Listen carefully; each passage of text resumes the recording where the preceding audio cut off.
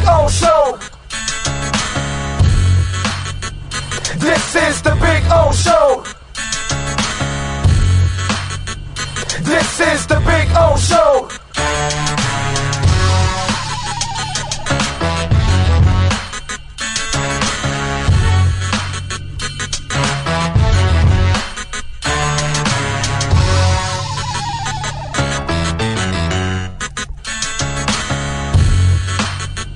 This is the Big O Show. This is the Big O Show.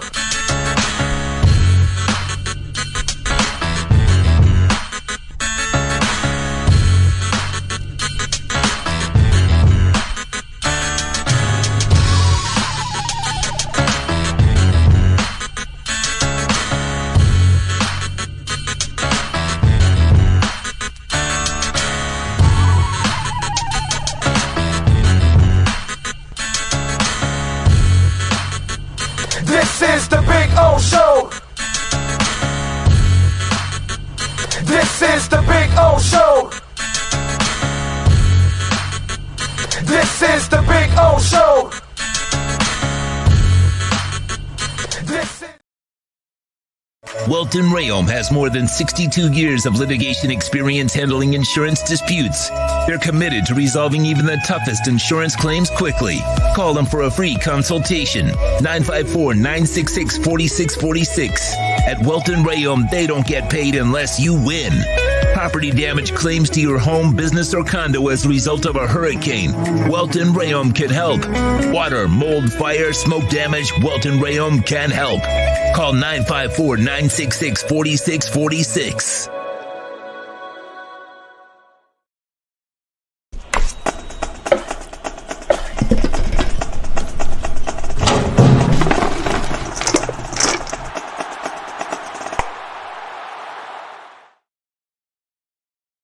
If you're a Miami sports fan, then there's only one store to go to, and that's Caneswear at Miami Fanwear in Davie. They're your one-stop shop for all your Inter Miami CF, Canes, Dolphins, Panthers, and Marlins merchandise. They have hats, t-shirts, game day jerseys, and so much more. Located at 2511 South University Drive in Davie, and open 24/7 online at caneswear.com or intermiamiwear.com. Call them at 954-835-5597. Caneswear, the spot where Inter Miami and all Miami sports fans shop. Oh, I think I know what this is. Houston, we have a package. Hello? No matter where you are, the Sloman Shield home security system guards your home. With next-gen perimeter protection, 24/7 monitoring, and interior motion sensing. And right now, get a free Sloman Shield security system and doorbell camera, all professionally installed, for free. Shield your world, the Sloman Shield. There's no need to drive around South Florida wasting valuable time looking for a new or certified pre-owned Acura. Go to the #1 volume sales dealership in the Southeast United States. Craig Zinn's Acura of Pembroke Pines. Purchase with pace and space in a dealership tailored to your needs. From home buying to providing that personal touch. Contact the 2020 Satisfaction Award winner Craig Zinn's Acura of Pembroke Pines. 888-776-5123. That's 888-776-5123. Or visit them at 15601 Pines Boulevard in Pembroke Pines.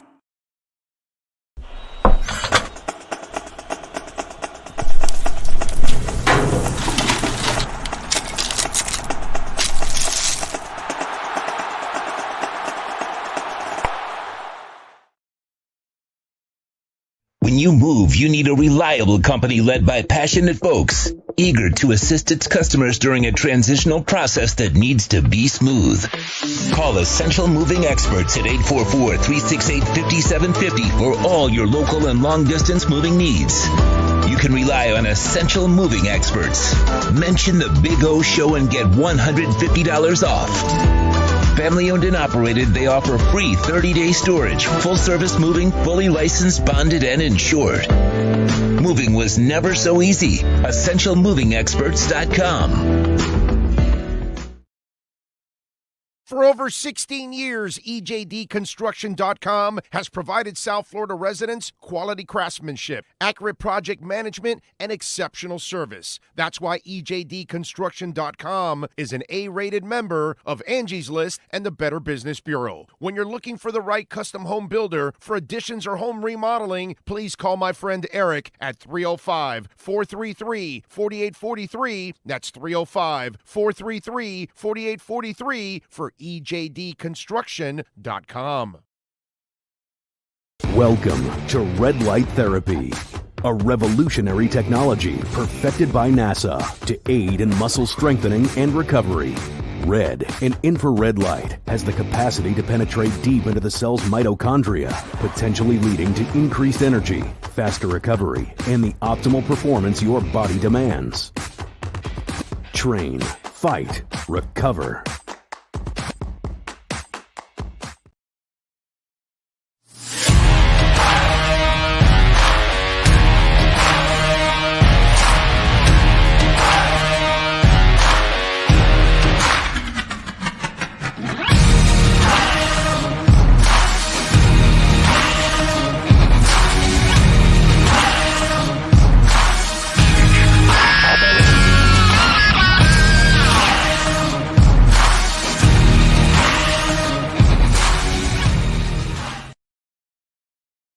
Statements or beliefs expressed on the following program by the host, guests, or callers are not necessarily the opinions of FantasyXS.com, Media Group Inc. ownership, management, sponsors, or website.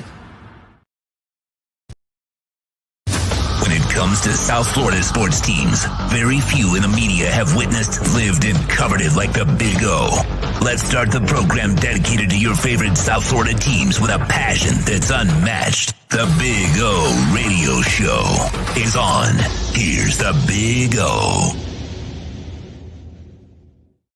Hey, good morning, boys and girls. Yes, sir. It is a Friday. We finally made it. It's been a rough one. I know it hasn't been easy. What season has been easy for us, right? Oh, the Panthers got the win last night. That was good. Yeah, Barkov with a hat trick in the first period. Although I got to tell you, after the second period, and they're up 4-2, I got to admit, I got a little nervous. You know, I'm nervous. I'm like, don't let them come back in this game. You know what I mean? Like, I have to, like, last two nights, I haven't had to deal with a turd period with the Heat. You know, they've actually played well in the turd. So I was like, please no turd, please no turd, please no turd. And they just added more goals, and it was beautiful. It was beautiful last night, 7-2. They got the win. They got back to 500, so that's good. Barkey getting the hat trick. All of that is excellent. Not that I think Montreal wasn't having a great year, right? Yeah, they're 3 games under 500 right now with the loss. But then again, I mean, it's not like the Panthers are having a great year either. I'm just glad that they were able to get the win yesterday. So we got that. We got the Heat back in action tonight. Back-to-back for them. They're at the Nuggets at 9 o'clock and then at Utah. We'll talk to Ira Winderman at 10:30 about all of that. Manny Navarro will stop by at 11. So we'll have some fun with him. At 11:30, Joe Shad will join us to talk a little Miami Dolphins football. Scott Pianowski, for you fantasy nuts out there, you're in your Super Bowl or you're in a really bad league because this is the semifinals, which, again, it's not a good fantasy football league. We've been telling you for years and for decades now. Decades now, I've been telling you. Damn, I'm old. Decades I've been telling you, don't ever be in a league where your Super Bowl is the final week of the season. It has to be this week. It has to be the second to last week of the season, always. So those of you that are in a real Super Bowl, Scott Pianowski will answer your questions. If you're in the semifinals, he will also answer your questions, but God bless you, bro. I don't know what awaits you in week 17, although there's a lot of races that are pretty tight still. So that's good. I lucked out. Our Super Bowl was last week, the league I was in with some guys. We do it early. But My running back would have sat out this week, Derrick Henry. Oh, yeah. So luckily I had him. I still lost, but I lost in the finals. Okay. Second place, not bad. Okay. First time above the bottom of the barrel. So it's pretty Okay. good. Well, dude, second place is excellent. I mean, in fantasy football, brother, you need so much luck. Half of it is skill. The other half, you gotta have some breaks, man. Josh Allen's injury killed me. Yeah. You gotta have breaks, Those dude. 2 games put me on a skid. Yeah, those you gotta have you gotta get some breaks in fantasy football. It is very, very, very important in fantasy football. So anyway, we got that to talk about here on the program. Appreciate all of you as always for tuning in. Hope you all have a very safe New Year's this weekend. Please be safe out there, okay? Very, very important that tomorrow night you do the right thing. You going to the Miley Cyrus Dolly Parton thing here in Miami? That would be a really fun event. Not. But anyway, so yeah, I know they're doing something here.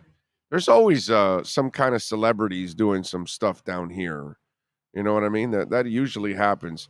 Is Billy Joel doing his thing? He doesn't do his thing down here. He hasn't done it in a while. Because I used to go see him for. Doesn't he used to do the concert leading up to the New Year's performance? Eve? New Year's Eve? Yeah, okay. Yeah, I've done it. I've done that. Okay. I've done it a couple times. I know he's done. I didn't know he did it like in Miami. He did it at the BB&T Center or I was whatever. gonna say, if you could say Sunrise Musical Theater, boy, Florida you're Live. dating yourself now. No, I'm saying it's in Sunrise. That's why I was like. But I am dating myself because that was one of my favorite places to go see a concert. I used to go watch wrestling there all the time. Oh God, I love the Sunrise Musical Theater, man. God, that place was excellent. And so he used to do it down here at the BB&T all the damn time, and I went a couple years. That was actually really, really fun. And Billy's that's a fun concert because there aren't a lot of artists that can say, for an entire concert, would you like to hear this song or that song? Because you have so many great songs that you would need multiple concerts to put them all in there. You know what I mean? That's what Billy Joel is. I mean, whether you like it or not, he can do, 3 sets of concerts of 20 songs. And they're all hits. They're all big songs. They're all massive, massive, massive songs, And that was really, really cool because very few artists have that kind of a catalog that they can just throw out songs, and I think it's actually really awesome. But yeah, so enjoy yourselves on the 31st wherever you're going to be, even if you're going to be with Miley and Dolly. No show for Billy Joel this year.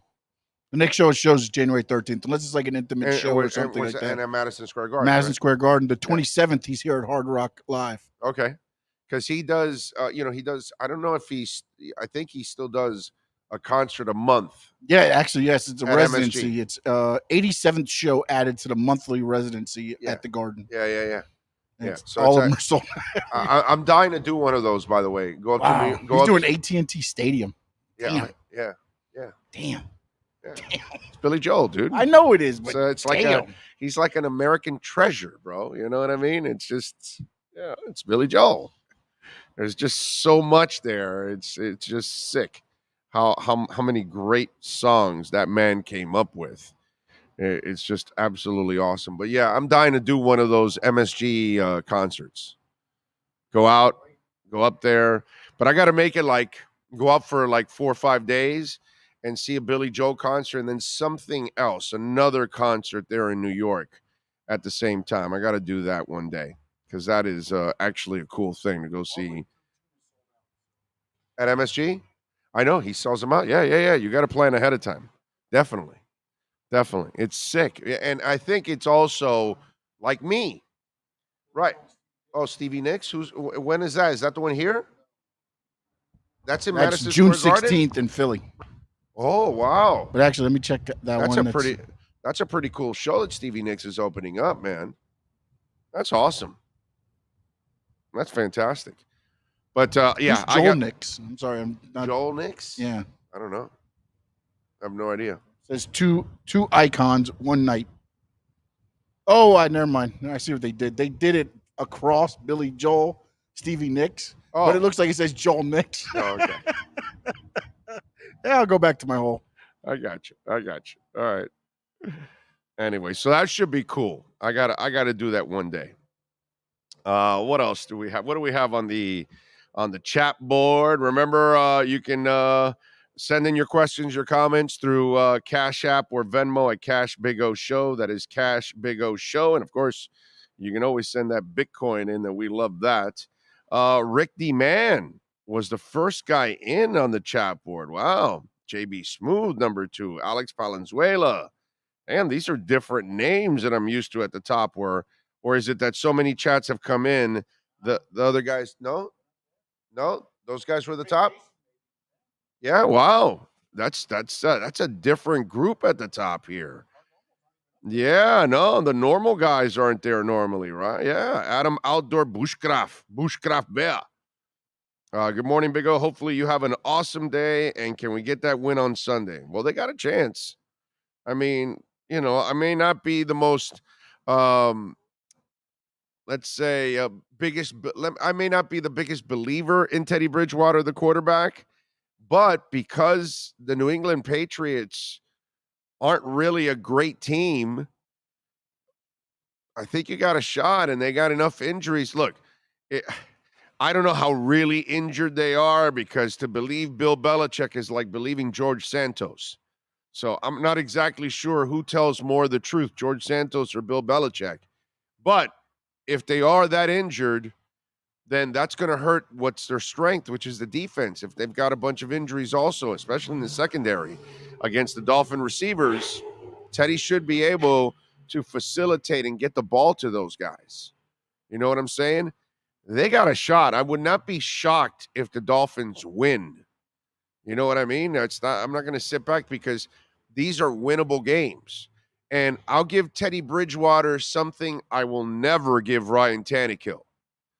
I don't believe Teddy Bridgewater will be afraid of the moment or get scatterbrained like Ryan does under the pressure and those kind of things, because that's who he is.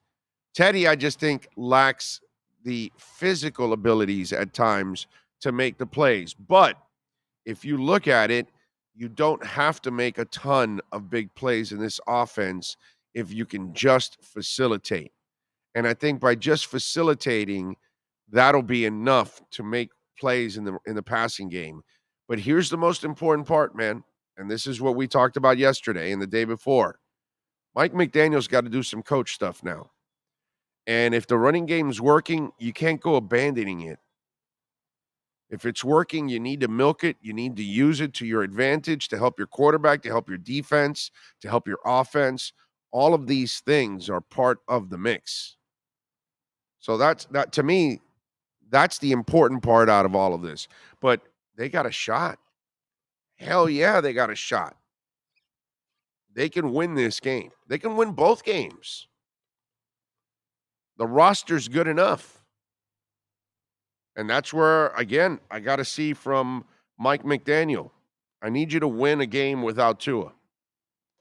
Show me that you can do some of that. Show me that you can scheme it. You can get guys prepared and give them an advantage and go out there and coach your ass off and win some of these games. Let's see what happens.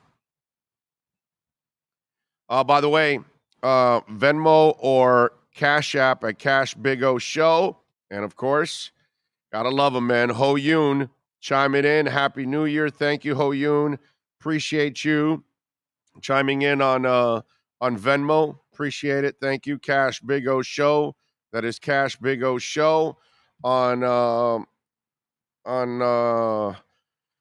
the super chat. Griffin Gaming says, Big O, so I know you believe that the defense does enough to keep Miami in games, but do you believe we should move on from Boyer, or do you think he did enough to keep his job this year? I think he did more than enough to keep his job this year.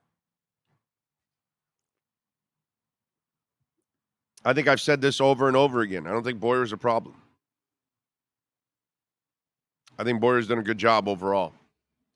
I just think he's had a whole bunch of injuries that have just kind of taking everything out, and then he's got a couple of other things out of his control. X is, pretty banged up and has not been himself all year. You make a move for Chubb, and he does nothing. And I'm not blaming Boyer for that. So, yeah. I probably do need some sunglasses right now because it's daytime, but it's all right. You guys don't need to see my eyes. I'm not Cristiano Ronaldo or Jimmy Garoppolo or anything like that. You need me to be perfect so you can see my pretty face. That's one thing I don't have is a pretty face. I got a face for radio, and sadly, I'm on YouTube. For those of you, and especially if you got me on a big screen somewhere, oh God, this face on a big screen, not good. Not good. It's got to be scaring your kids, right? They're home from the holidays. You should hide the women and the children while I'm doing the show, actually. So I could scare them. They may not be normal again for the rest of their lives after they see me. Zero Seth says, what do people expect Boyer to do? The entire defense is injured. People will kill me with their unrealistic expectations. Yeah, they kill me too with the unrealistic expectations. It's hilarious. But what are you going to do? The last time we won a game without Tua was the Baltimore game last year. Didn't Tua come off the bench to win that game? The Baltimore game? Isn't that the golf game? Isn't that the game they told him he doesn't have to play? And then Brissett got injured, and then Tua came in, and then Brissett was ready to come back, and he said, no, we're staying with Tua. No, I think you're wrong, sir. I want to say he beat Baltimore at home, on the road last year there, and then here at home last year, and then this year beat him on the road. I think you're wrong on that one. I want to say Tua came off the bench and kicked ass in that Ravens game and helped win them that game. Earl Campbell, Big O, you are a handsome guy. Stop it. That's very nice of you, but I'm not a handsome guy. My wife knows I'm not a handsome guy. Harley, Big O, I like Boyer, but I don't like his scheme. How would you feel switching to a 4-3? Harley, I don't think any scheme's going to work with these guys right now. It's not about scheme, my brother. He's trying everything right now. What are you going to do if X can't cover like he normally could? What are you going to do if Byron's not there? And what are you going to do if Nick Needham's gone? And what are you going to do if Bradley Chubb doesn't put pressure on the quarterback like he's supposed to? What are you going to do about that? What are you going to do with Raekwon Davis, who you've had for several years, and he's up and down, and, his play that he made this past week was on special teams? I disagree with you, man. There are things that are completely out of his control. So I know this is it's kind of a beaten subject, and I am where I am, and some of you are where you're at, and we're not gonna agree on this one. You're not going to convince me that Boyer needs to get fired. I have more critique, believe it or not, of McDaniel on offense than I do Boyer on defense. Because with Boyer, at least, I have the reasons why you're struggling. On offense, there's no reason why you leave the running game. Sorry, there's no reason why you can't find a way to use Gesicki. There's a lot of stubbornness that goes on with Mike McDaniel at times. So I have more of an issue at times with McDaniel and some of his decisions on offense than anything else, actually, because I think they've cost him more victories. They would have already been in the playoffs if McDaniel would have done certain things coaching. And I'm not saying that McDaniel deserves to be on the hot seat or anything like that, but I'll tell you what, if he doesn't win one of the next two, his seat will start on the warm side next year in week 1.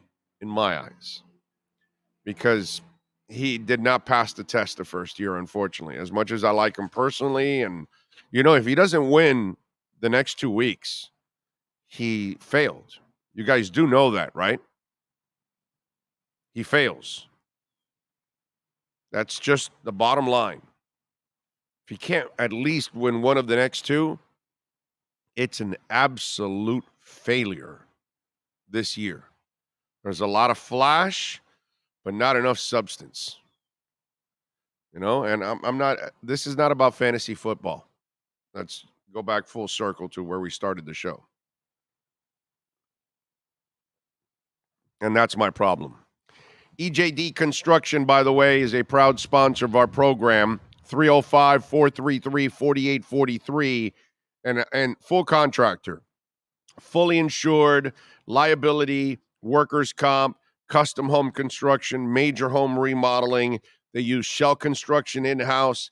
That's how they keep the costs down. And folks, a lot of you now in Dade and Broward counties, they don't do Palm Beach, by the way, or Monroe, but Dade or Broward, if you live in Dade or Broward, and right now you're trying to renew your insurance, your home insurance, so you can be protected for next hurricane season, well, a lot of insurance companies are turning you down because you've got to upgrade your roof.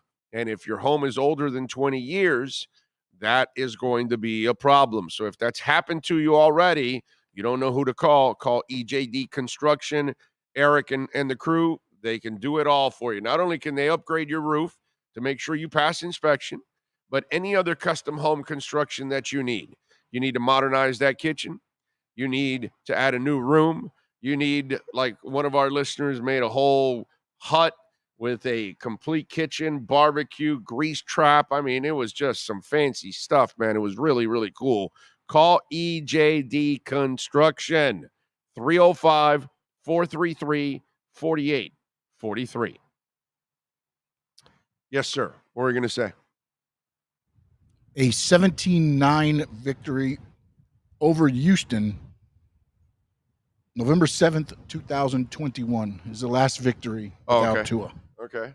Wow. Okay. November 7th, 2021.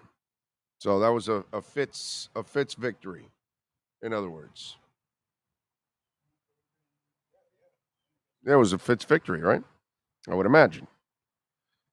Let's see. Due to injuries and inconsistencies, the Dolphins are not a playoff team with Tua and a fringe team without Tua and a fringe team with Tua. Once you realize this, your life will be better. The Fins got us again. That's it. In 1 year, the offense got stabilized, took into the top 10 scoring. The passing game. He didn't do enough on the running side. He had a chance to make a little bit more of an impact and help out, but yeah. Problem is, Lofi, with that is you're just falling in love with stats, and I fall in love with substance. And you had a chance in certain games to put more points on the board.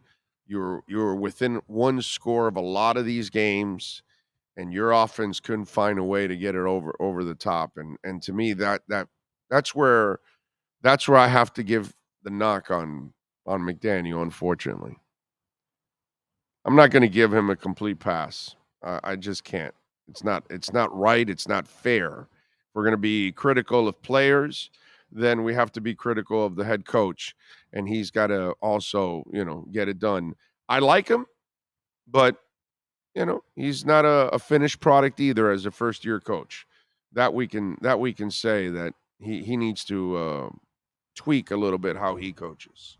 It was Jacoby. It was Jabroni? It would have been last year. Oh, okay. Well, yeah, that's right. Jabroni was last year. That's right. And then also Cap for Life. It wasn't Tua hasn't won in December since 2021. That was the last time the Dolphins won without Tua at the starting quarterback. There you go. Nico Jones, Tua, unfortunately, has proven to be too brittle and hasn't learned how to take a hit. Well, I don't think you can learn how to take a hit. I just think he doesn't learn how to. That's the second part you got right there. Get rid of the ball, Nico. I don't think he's not made for a lot of hits. So he's got to learn how to get rid of the ball. And unfortunately, He doesn't want to learn how to get rid of the ball. I'm sad, bro. Bro, I forgot to say congrats on the 17,000 subscribers, on the road to 20,000 now, Big O. Let's try a victory Perdomo cigar this Sunday after a win. LOL. Last weekend got screwed. Yes, sir. Yes, sir. Hopefully this weekend, maybe a champagne to celebrate a victory over the stinking Patriots, which, hey, man, these Patriots can be had. We're not talking about a team that is unstoppable. And, they've had some really knuckleheaded losses this year. Their defense has injuries this week. Their offense doesn't scare you. As it looks, Bill Belichick is pretty much a shell of what he used to be without Tom Brady. That's all. And now's the time to take advantage. Let's see. John Yang, we need to get rid of Tua and not pay him. Tua and Kyler Murray are similar players, not talents, but players. They are small and can't take normal NFL hits. Now, actually, I mean, Kyler has not really taken hits. That's what I was worried about with Kyler coming into the league. And I was wrong because, in fact, his injury came on a non-contact, John. So you're 1,000% wrong on Kyler Murray. Kyler Murray's problem is that he never got to become a really good passer. So I was wrong worried about Kyler Murray's durability, and that really has never been an issue with him, actually. This is a freak injury that could happen to anybody out in the open field. He just blew a ligament, man. That happened. People have blown that same ligament just running on the practice field. I saw Ed Perry step on the part of the baseball field into the football field, and he blew a knee ligament just jogging off the field, and he placed it right where the grass and the dirt meet, and he blew a ligament. I saw it happen, like right in front of me in a game. So, John, you are 1,000% wrong. You have read it completely wrong. Kyler Murray's problem has not been durability. His problem has been a lack of consistency as a passer. He's not really an impactful player as a passer. And apparently he doesn't work hard enough as a quarterback because they had to put a study clause in his contract. That's been Kyler Murray's problem. Tua Tagovailoa's problem is completely all about durability. By the way, that's always been his problem. That was his problem coming out of the draft. It's the reason most people would stay away from Tua. It's because of the durability issues. And yet these people took a chance on him, unfortunately. It's the way it goes. But that was the legitimate concern for Tua. But you have read Kyler Murray absolutely wrong. Nobody gets a shot on the guy. Has nothing to do with durability in his case at all. But I appreciate the comment. What else do we have going on? So, John, brother, you're wrong. You can try to reach for whatever you want. Durability is not an issue for Kyler Murray. That's not the issue. You don't get hits on the guy. That's just wrong. That's Tua. Tua, you get a hit on him, and you got a chance of knocking him out. Big O, if we don't make the playoffs this year with the talent we have, this might be the biggest disappointment for me as a fan. It's a like I said, already Mike McDaniel, as a total wins in the season, he's already failed. He's already failed. He inherited a 9 or 10 win team, and they gave him all that money and talent on offense, and he's not going to win more than the 9 or 10 games. So he's failed already. the least he can do now is at least make the playoffs and prove he can win at least a game without Tua. He's got to show me something here. So already, win total in the Mike McDaniel's already a failure in the regular season. Okay, now he's a first-year coach. Give him a chance. We'll see what happens next year. We'll see if he can figure some things out and finish some of these games stronger and coach better. But don't get in love with all the yards and the points and all that stuff when the substance isn't there. And your team can't be as streaky as it's been under him. But again, he's a first-year coach. He's got a lot to learn. Hopefully next year he can handle some of this stuff better. I can't blame him for Tua's lack of durability. That's not his fault.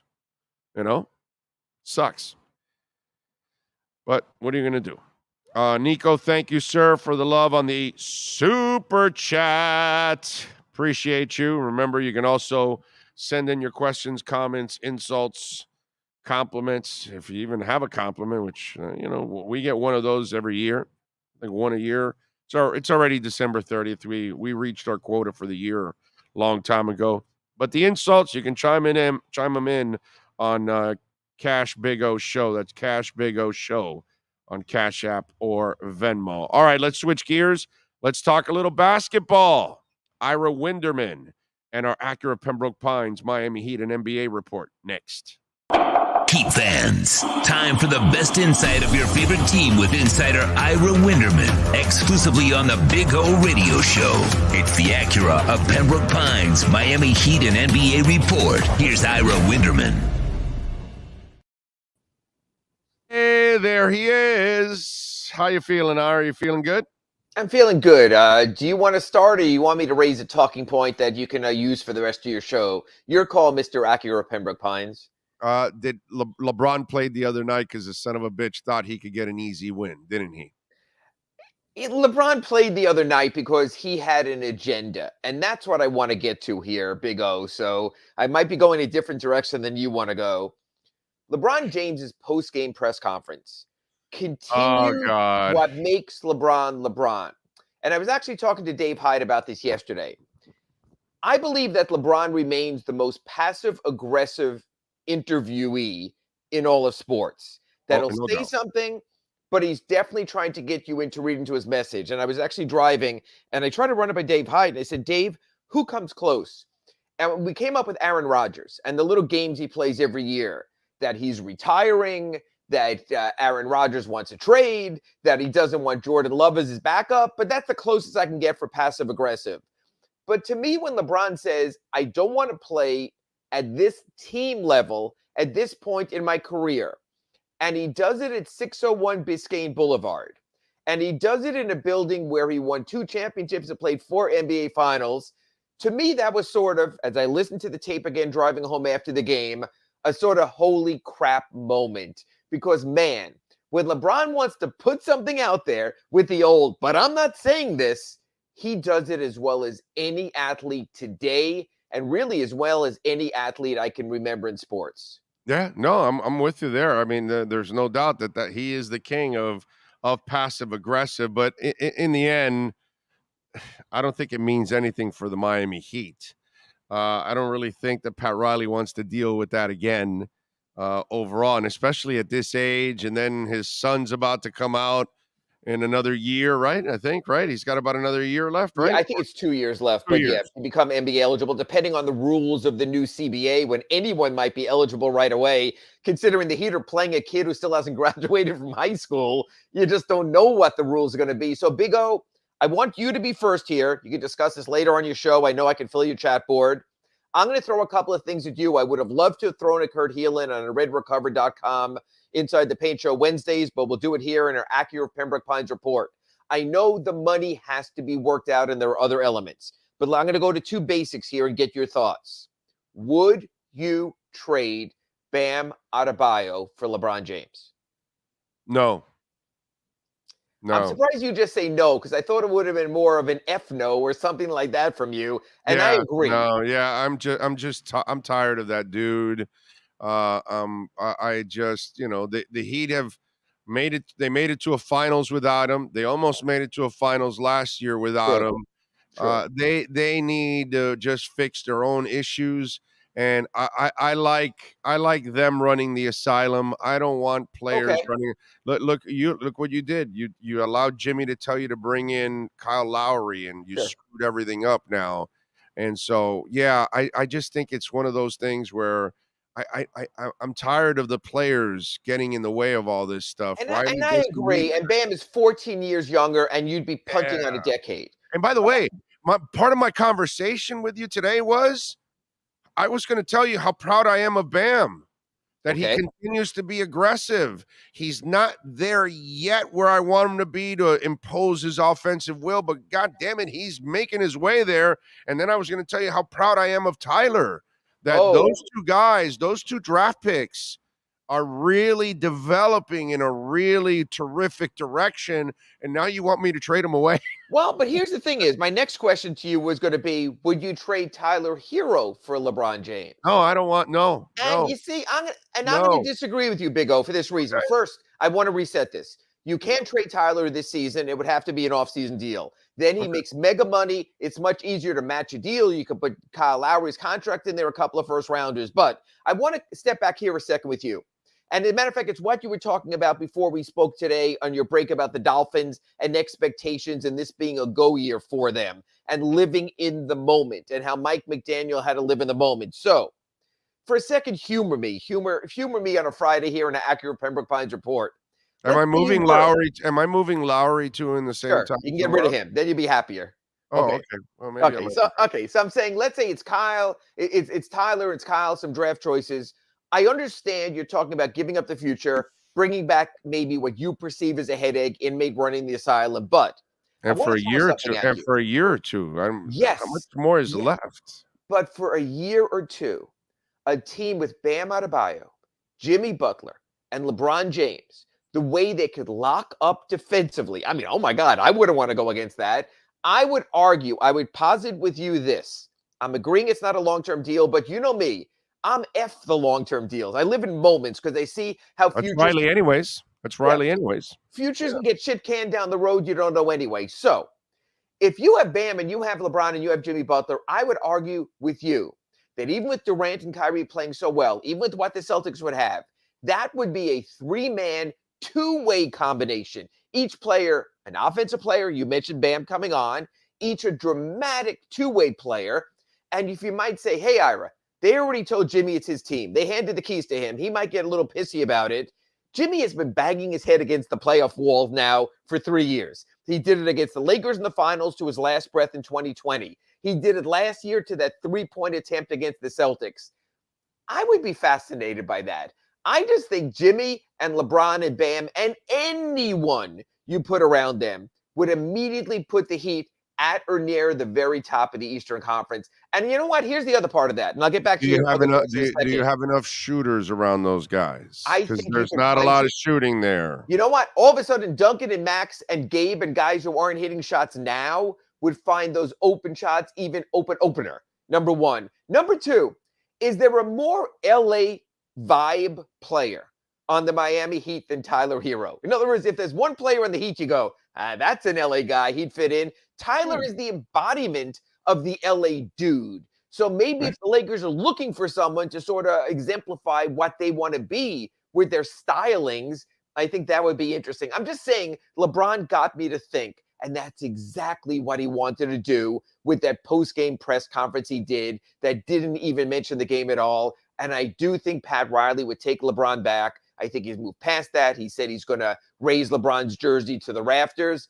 I'm just saying, Big O, just for a talking point, like you do 4 hours every day here in the Big O show, I think it's something fascinating to at least consider, but I digress. Yeah, no, I get it.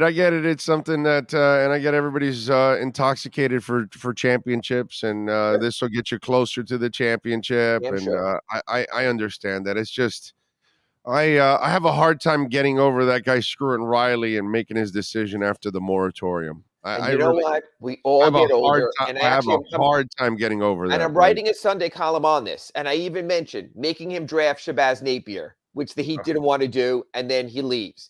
the Heat going out. Remember at the start of free agency that year, Big O, they signed Josh McRoberts and Danny Granger saying these guys will be compliments to LeBron that he didn't have last season. And then LeBron laughed. And then, of course, as you remember, Pat Riley going to LeBron's suite with Andy Ellisberg, championship visions, and LeBron being too busy watching soccer that he couldn't even talk to Pat Riley that summer. So I get all of that. But I got to tell you something. What humbles someone like Pat Riley is going this long without a championship. And when you can see a championship vision, I think you might make a decision that you might have vowed a decade earlier you would never do again. That is okay. I want to ruin your morning and give you an interesting, accurate Pembroke Pines report. But if you want to talk about Bam and you want to talk about Tyler and what they're doing right now, I fully agree on Bam. He's becoming every bit of the player you want him to be. He's getting his goddamn 18, 17, 16 shots a game and doing something with it efficient, incredibly efficient. Well, but he's always been efficient. You just wanted him to be aggressive is what you wanted him to be. And now we're finally seeing a more aggressive guy. We're watching Tyler fill up the stat sheet. I mean, it's like 6-7 assists every night, man. You know, 17 in the last 2 games. Yeah, I'm so impressed with Tyler, how he's really developing his game, even coming up with a couple of steals and stuff. I just think that those 2 guys, and they're not high lottery picks. They're the back end of the lottery, right? 14. Drafted 13 or 14. The only disagreement I have with you, Orlando Alzagari, is this. Tyler is a one-way player. And even at the start of the Lakers game, LeBron could not get that switch fast enough. And that's hard, and that's limiting. So what I said when I was offering you the other option there is you need two-way players, because this has been a pick-on-you league. It's the reason that the Lou Williams and the Jordan and Jamal Crawfords can't stay on the court with their great offense at the end of games. It's the reason every team picks on that guy. And you know what? I'll put it this way. Yeah. We challenged Bam to get more aggressive and better on offense, and he absolutely has. Big O, I'm not so sure, no matter how much you challenge Tyler, you know what? We all have certain skill sets. You can do radio, but you don't have a face for TV. You recognize that. I with the hair prefer the radio also. I'm saying, do you think even in his best day, if he's in the gym every day, if he's working with the best defenders ever, is Tyler Hero ever even going to be a good defender? No. You know that right away already. Yeah. You know within the first year or two what kind of player and the disposition, if it's in there. You have it or you don't. You either have it or you don't. You either give a shit about playing defense or you don't. Okay, but I'm going to stop there. I don't want to condescend. I think he does give a shit about being a defender, but you don't always have the tools. In other words, it's like asking a short guy to dunk. It's like asking I still think that if you have the determination, you won't. Like, example, Tim Hardaway. Okay. Tim Hardaway never became a great one-on-one defender, but when he got here, he became this very instinctive team defender and had this knack of getting in the passing lanes and stealing balls and things. And I get that. And he didn't do in Golden State because he understood with the guys that he was playing with, you know, that was part of it. And obviously the guy that's coaching him, he's demanding that you play that side of the court at one point or another. So Tim Hardaway came in as a guy that was purely on offense and apparently some attitude issues in Golden State. Came here, kind of fixed that in a way, and then also sacrificed, took charges, and started to steal the basketball. And I think that has to come from within you. And there's you know Tim. Tim has SOB in him. Yes. You know what I mean? Just so about him today. Yes, I get that. Yeah. I want to give you the counter. There was actually a Heat championship point guard in Jason Williams. Okay. Who also wanted to do that. Jason Williams knew every opposing team's play. The opposing team would call 4 out. Jason Williams would look to the Heat bench. What do I need to do? But he still was too frail to get through or around the screens. And he would get what they call getting killed on screens. So sometimes you just don't have that. Look, when Tyler got drafted, one of the knocks and the reason he fell to the late lottery was he has short arms, those sort of Kevin Willis alligator arms. He has a negative, wingspan. That hurts you defensively. He'd like to play for deflections, like to get their hands on balls. You can't as much.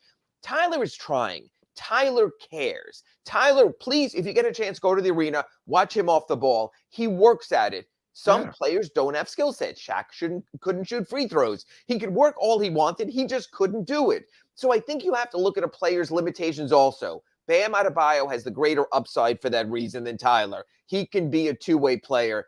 Oh, you need a lot of two-way players to win championships in this league. I'm with you. But by the way, when you talk about frail, that's what I thought of Tayshaun Prince when he came into the league. I'm like, oh my God, this beanpole is going to struggle in this league, you know. And he was a hell of a defensive player because he just had a pit bull mentality. He had great length also, though. He had long arms. Yeah, he had long arms, but he was frail. I mean, he looked skinny as hell. But then when you saw him, he was one of those dudes that was wiry and tough. Actually, when in the end, he wasn't frail and skinny. He was wiry and tough. You know what I mean? Because it was one of those things that when you saw Tayshaun Prince get into the league at the beginning, you're like, wow, whoa, this guy's going to need a couple of hamburgers, you know, to survive in this league. And he impressed me with the way he not just lasted, but thrived in this league. Absolutely. Yeah, no, I agree with that. But so I think the Heat are making the most of what they have now. But I think you would agree when you look at the East now, when you look at Boston, Milwaukee, and the Nets coming on, and the Sixers, and the Heat need something else. They need one more. They need another thing. And I'll be curious to see how they try to go about and find that either by the February 9th trading deadline or in the offseason. All right. Well, they also need wins. Yes. But tonight they're going up against a bitch of a team in the Nuggets. But then the following night on Saturday, they're in Utah. Right. Hopefully not to ski, but to pick up a victory against a team that's not as hot as the Denver Nuggets. So if you're the Heat, are you going all out now because you're 18-17? We're approaching the halfway mark of the season now. At what point is, hey, no more pacing. Let's get this thing, not rest guys as much, and let's get some victories. Well, there'll be one more pacing because the Heat already came out and said Jimmy Butler will not play both games of this back-to-back set because of his knee. I am shocked. I'm shocked he's listed as probable for tonight. I was thinking, I'll see the injury report, he'd be listed as out because I would want to get look, this is a bitch of a trip. You're playing at Denver, you're playing at Utah, you're playing the Clippers, you're playing the Lakers, you're playing the Suns. The two winnable games would appear Utah and the Lakers. You want to at least go 2-3 to come back 500, reset yourself. That's what I would have done. I'm not so sure Eric Spoelstra's mentality is in this. Let's go all in tonight against Denver. Give it our best shot with Kyle, with Jimmy, with Bam. And we still have enough that we can still play Bam and Tyler and some other guys in Utah and also win that. So give credit to Eric Spoelstra. I think Eric Spoelstra is trying to have it all. I think where you and I and most in Heat Nation, most listening to our accurate Pembroke Pines reporters saying, hey, they need to get a split in these two. I think Eric Spoelstra in his maniacal way is trying to get a sweep of these two. Have you, young man, been around Eric Spoelstra too long? Because he always thinks he has enough. Yes. Okay? He does. Oh, you've got 4 nursery kids and a first grader along with Tyler. And you think you're going to go out and beat whoever? Yeah, we got enough. These tots know how to handle the ball. They can shoot. They can play defense. We got enough. I've never heard Spo say he doesn't have enough. Oh, hey, Big O, a year ago today, the Heat were ravaged by COVID. They signed Eric Holman and Nick Stauskas and Mario Chalmers and Haywood Highsmith and Kyle Guy, and they went out and beat the Houston Rockets because that's what they do. And going back in Heat lore, you remember this because you were here from just about the start. And when they traded for Tim Hardaway and had to play the next night with Rex Chapman and 8 guys on the roster, including Tony Smith, they beat the world champion Chicago Bulls that night. So the mentality of we have enough is not a new thing with Eric Spoelstra. It's a franchise commitment. So, yeah, I think them crazy some bitches think they're going to win both of these next 2. And by the time I talk to you Monday early in the morning in L.A., hey, maybe they're right. I'm just realistic, okay? I love Spo, and I'm a big Spo guy, but sometimes he doesn't really have enough, no matter what he thinks. But, if he wants by Monday. If he wants to think it, well, let him think it, and hopefully so be it. Do you expect at least a split here in the first 2 days? I think you have to get a split in the first 2 days. I think the Clippers at home, last time he played them, Kawhi didn't play. That's on Monday. I know the Suns are without Devin Booker, but it's still Ayton, it's still Chris Paul, it's still that team next Saturday in Phoenix. So I think the two must-get games are the Lakers and the Jazz, and then you find a bonus game somewhere. Maybe the Suns without Booker. Maybe Kawhi sits on Monday. You get one more game. 2 and 3, you come home 500. Not optimal, but you reset your season in January, and you are not going west the rest of the season. But you go less than 2 and 3, you come home with that losing record. It's just more questions as we get closer to that February 9th NBA trading deadline. I am with you there. What do you got going on at the Sun Sentinel so Heat fans can check you out leading up to tonight's game? Just posted a story. Duncan Robinson has 3 3-point conversions from breaking Tim Hardaway's record. So I called Tim Hardaway. I said, are you crushed? And he said, look, when I was playing, no one thought anyone was going to break Kareem Abdul-Jabbar's scoring record. LeBron is going to do that sometime this season. These things happen. He also told me his son, Tim Jr., plays for the Mavericks. Being a former Michigan player, has been close over the years to Duncan Robinson. So the three of them have struck up a friendship. And Tim said, you know what? To see this kid, Duncan Robinson, come from undrafted, come from what he's done, contributed along the way to major wins, that he's happy for him. So Tim Hardaway said he will be rooting for Duncan Robinson, understands records are meant to be broken. And Duncan, if he plays, and it looks like they will give guys nights off, I would expect either tonight in Denver or Saturday in Utah that Duncan Robinson will become the Heat's all-time three-point leaders. And when you look at some franchises three-point leaders, you're talking about Steph Curry, you're talking about guys like, Ray Allen, you're talking about Reggie Miller. To be a franchise leader with three-pointers is pretty impressive, and to do it from where Duncan came from is really impressive.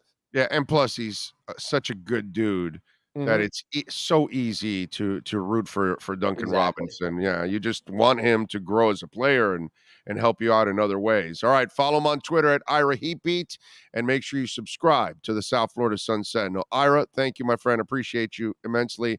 Have a great weekend and Happy New Year. And I'll catch you January 2nd early in the morning from LA, Monday on our next Acura Pembroke Pines report. Thanks, Big O. Happy New Year, everybody. You got it. There you go. Ira Winderman, and the final days are here of the year.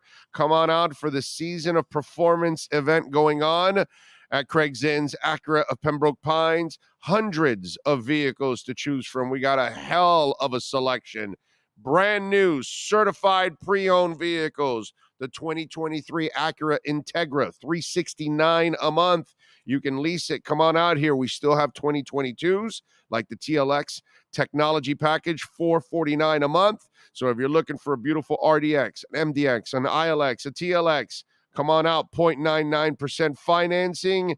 We've got it for you at 15601 Pines Boulevard, the dealership that has been for 13 years in a row the #1 volume sales dealership in the Southeast United States.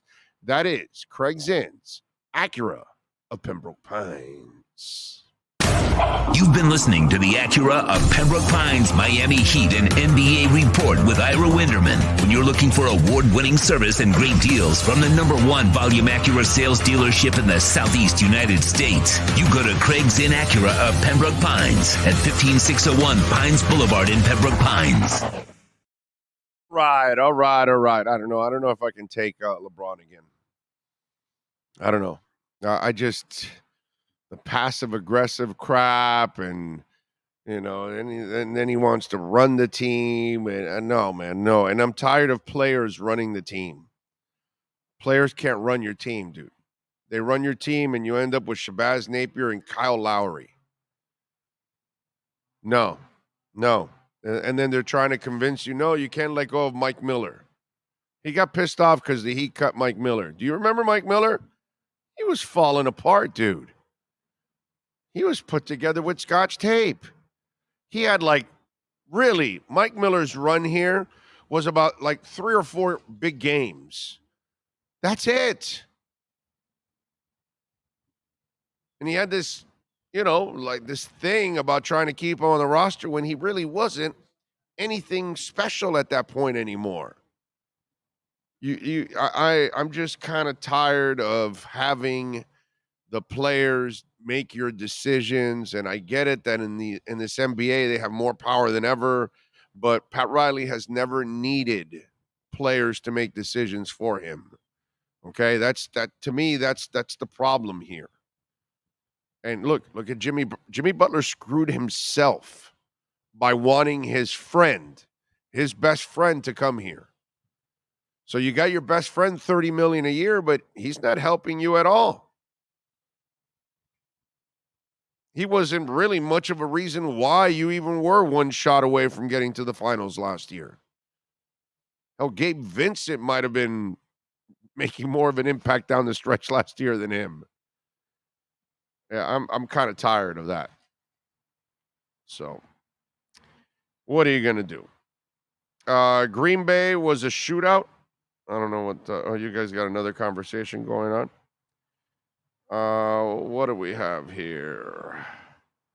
Oh, by the way, did I miss any super chats while we were on? I don't know. Big O, how do you think Ed Reed will do as head coach of Bethune-Cookman? I think he will struggle in a big-time way. I don't. Last time I checked, Bethune-Cookman doesn't have a ton of resources. It's great that he's going there. It's great that he's going to help out an HBCU school. I don't know if Ed Reed has the pizzazz and the influence that Deion Sanders has. Deion Sanders is a large personality. You know, that we don't have a lot of those kind of dudes, you know, in sports. And Deion is one of those rare dudes that, you know, people will gravitate to him and all that. And even if he wasn't that experienced at all as a head coach or ready for it or anything like that, and Ed Reed is probably more prepared to be a coach, probably could be a better coach than what's it called, Deion, I think. But the problem is, does Ed have the juice? Is he going to be able to bring in the sponsorships? Is he going to be able to take, you know, Bethune-Cookman to another level with NILs and all that other stuff? I don't know. That part I don't know, because Ed has always been such a low-key guy. You know, he's like total class, total professional, one of the greatest. I think he's the greatest cover safety to ever play. See, this is how we always have to kind of phrase it, right? Like Rod Woodson, for me, is the better all-around corner than Deion Sanders. Because Rod Woodson could cover and also will knock you out. You know what I'm saying? But Deion Sanders, you can label him as the greatest cover corner ever. And Ed Reed, I would put him as the greatest cover safety ever. Is he Ronnie Lott? No.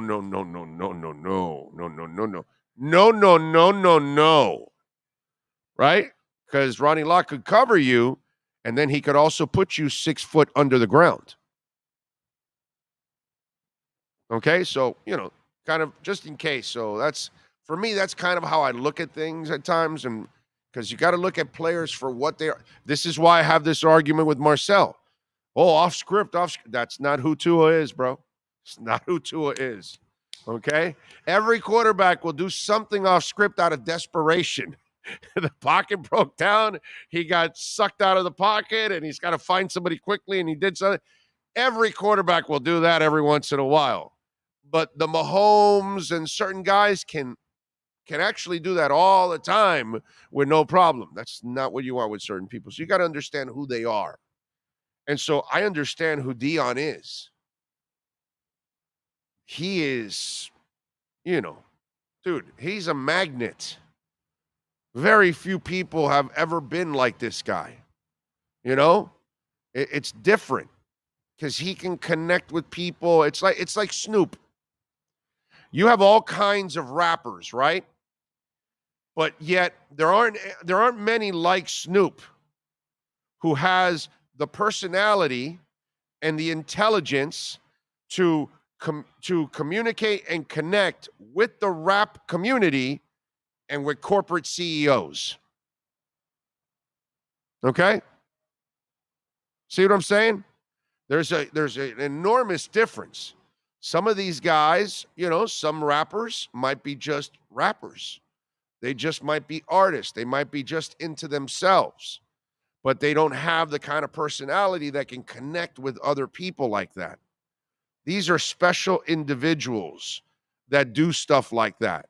That's why, you see, Dr. Dre. You see Dr. Dre, well, he can rap, he can produce, headphones, businessman, you name it. The guy does it all. So there are regular guys that are just musicians and rappers, and then there are other guys who are businessmen.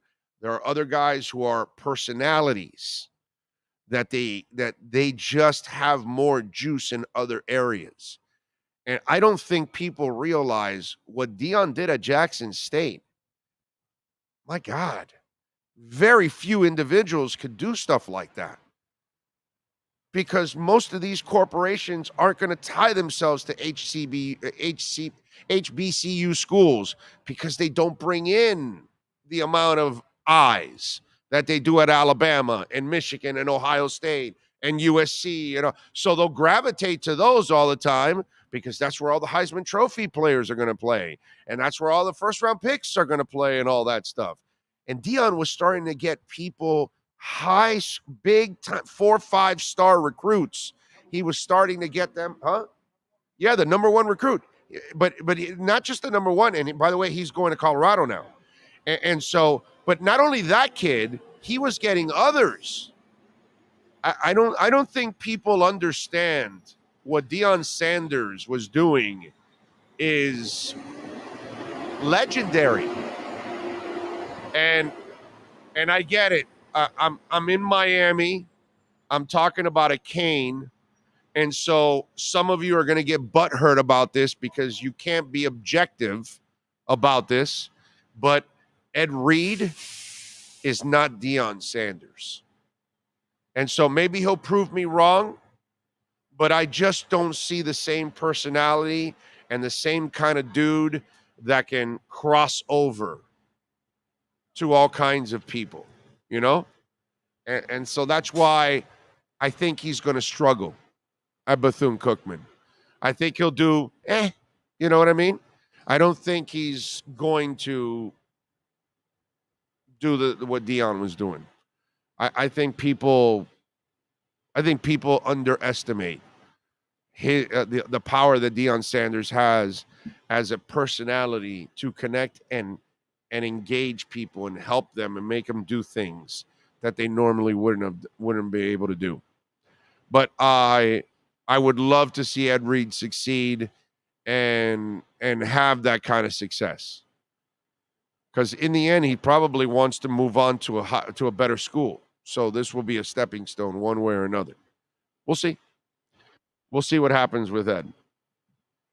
In fact, we got Manny Navarro coming up here to start hour number 2. Let's ask him. Let's get ready for hour number 2, and our Caneswear Miami Hurricanes report will start it off. Welton Rayom has more than 62 years of litigation experience handling insurance disputes. They're committed to resolving even the toughest insurance claims quickly. Call them for a free consultation. 954-966-4646. At Welton Rayom, they don't get paid unless you win. Property damage claims to your home, business, or condo as a result of a hurricane. Welton Rayom can help. Water, mold, fire, smoke damage, Welton Rayom can help. Call 954-966-4646.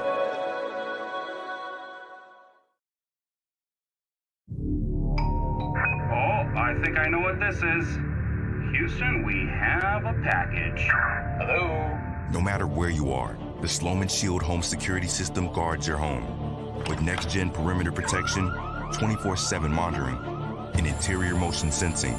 And right now, get a free Sloman Shield security system and doorbell camera, all professionally installed, for free. Shield your world, the Sloman Shield.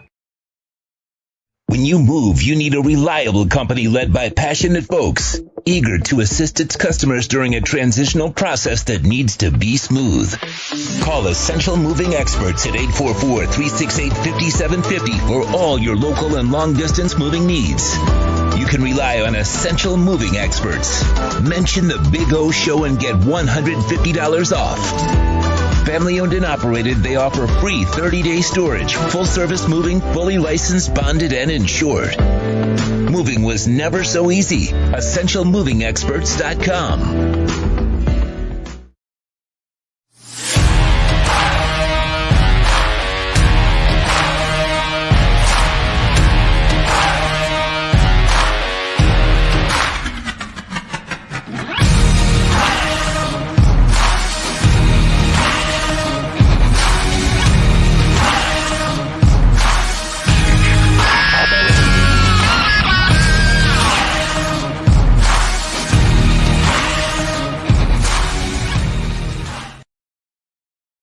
If you're a Miami sports fan, then there's only one store to go to, and that's Caneswear at Miami Fanwear in Davie. They're your one-stop shop for all your inner Miami CF, Canes, Dolphins, Panthers, and Marlins merchandise. They have hats, t-shirts, game day jerseys, and so much more.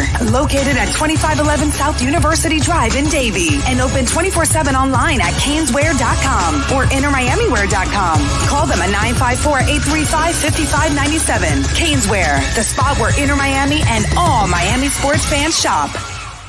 The viewpoints, statements, or beliefs expressed on the following program by the host, guests, or callers are not necessarily the opinions of FantasyXS.com, Media Group Inc. ownership, management, sponsors, or website. Time for Canes fans to get what they want. Information, insight, and perspective. It's the Caneswear Miami Hurricanes Report with Manny Navarro, exclusively on the Big O Radio Show. Here's Big O and insider Manny Navarro. All right, we're back here at Craig Zinn's Acura Pembroke Pines, and there he is, Manny Navarro. Manny, we were just talking about this before you came on. Somebody asked me about Ed Reed at Bethune-Cookman. Yeah. And I was talking about how I think people underestimate how impressive what Deion Sanders was able to pull off at Jackson State. And I think people are thinking that Ed is going to pull kind of the same thing there. And I don't believe that because I think Deion is like he's a rarity. He's one of those guys that has this personality that can gravitate and bring people in. And I don't know if Ed is that kind of guy. I don't think Ed is actually that kind of guy. I think he's a pro and all that stuff, but he's kind of a under the radar mellow guy, that kind of stuff. I don't know if he has that kind of connections, and I don't even it's just I kind of think people expect him to start doing what Deion did at Jackson State, where 4- and 5-star recruits and the number one recruit in the country is going to say, yeah, I'll go and play for you. I think people are in for a rude awakening, and I think he's going to have his struggles there. I think he'll do all right, but I don't think if people think that, this is Jackson State Part 2, right. Very, very few people can do what Deion did at Jackson State. That's all I'm saying. Your thoughts on that? You've been around Ed more. Yeah, I mean, the sense I get with Ed, and you're right, Deion is sort of a different animal because Deion really has set out, his mission to be a successful coach in college football, right? Like that was his aspiration for a while. He wanted to coach his sons, be around his sons. I don't think Ed has any sons that play football. The motivation is maybe a little bit different, but I can understand why Bethune-Cookman would certainly make this move. For sure. I mean, this is maybe the biggest play that they could make. And, I know this. I know Ed enjoys being around the game. I know he enjoys being around athletes and talking to them and the mentorship of it. But you're right. I think it's a different animal when you take the leap from being an advisor, a guy who, sort of gives his opinion and helps give advice, to, being a head coach and running a football program. And everything that I heard in the last 48 hours about that situation is he's going to have a support system around him. There's going to be coaches in place who have done this, that are going to be with him. But again, he still won't have the budget that he really needs. No. And that's the thing. Deion didn't even have that budget. You know what I'm saying? Well, Deion had partners, right? He had Under Armour. He had Amazon TV. He had all these other, extra factors that helped him land a lot of these players. Oh, and you're right. I mean, that's what I'm saying, bro. Now, the one thing I will say that helps Ed is he's in an area in Central Florida, and I get it. UCF is on the rise. They're going to the Big 12. They're going to play in a Power 5 conference. But they might even be part of the gridiron next year. That's correct. And what I would say is that the one thing that Bethune-Cookman could have going for it is the fact that there's no dominant football program right now in the state of Florida.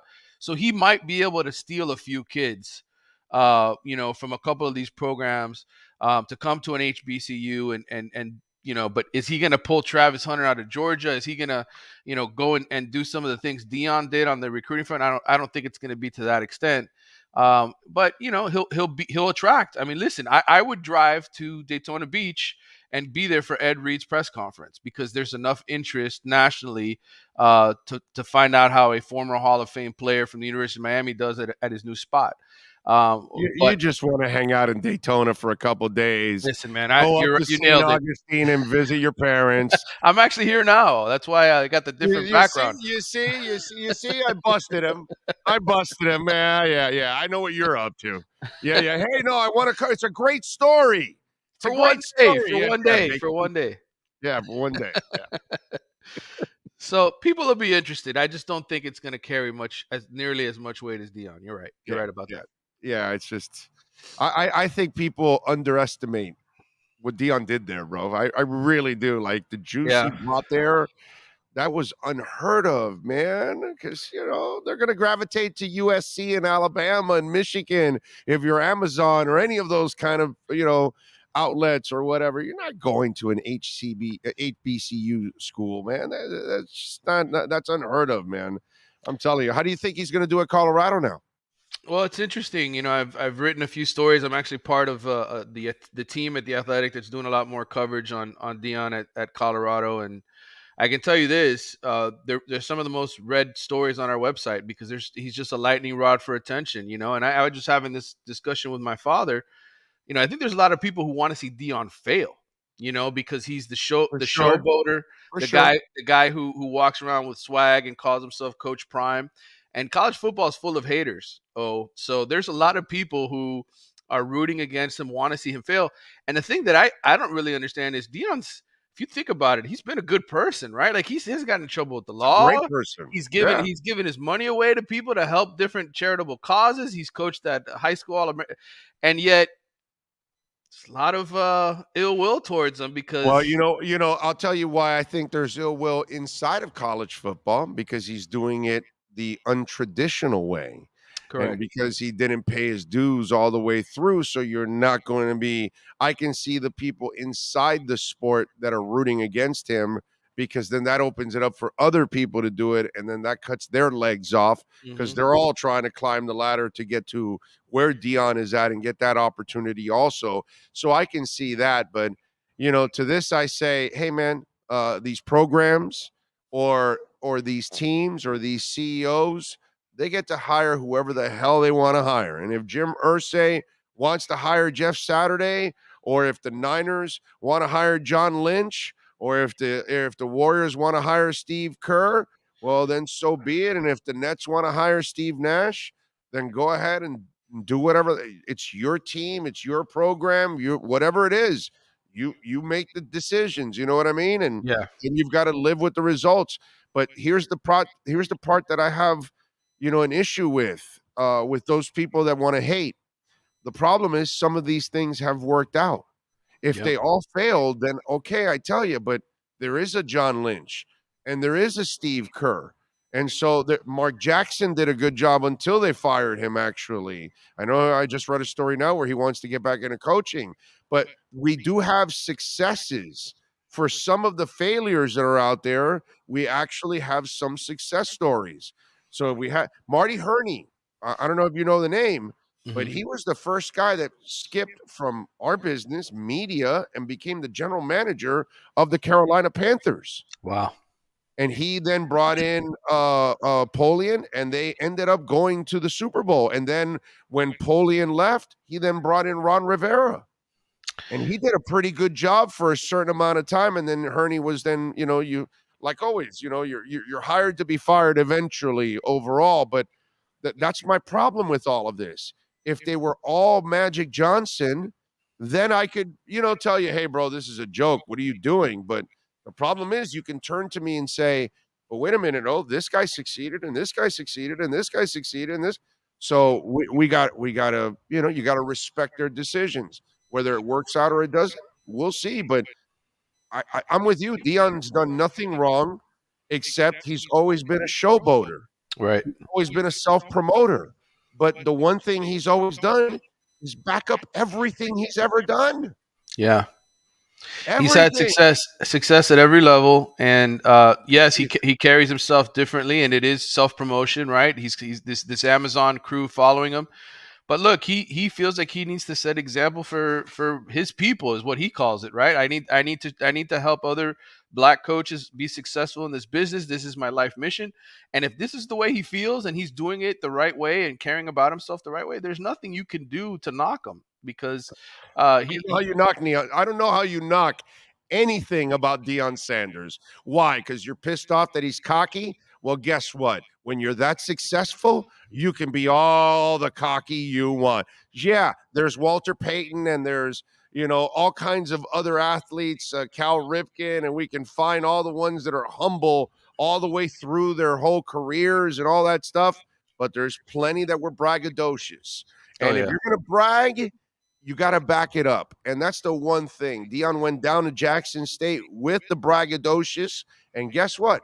He backed it all up.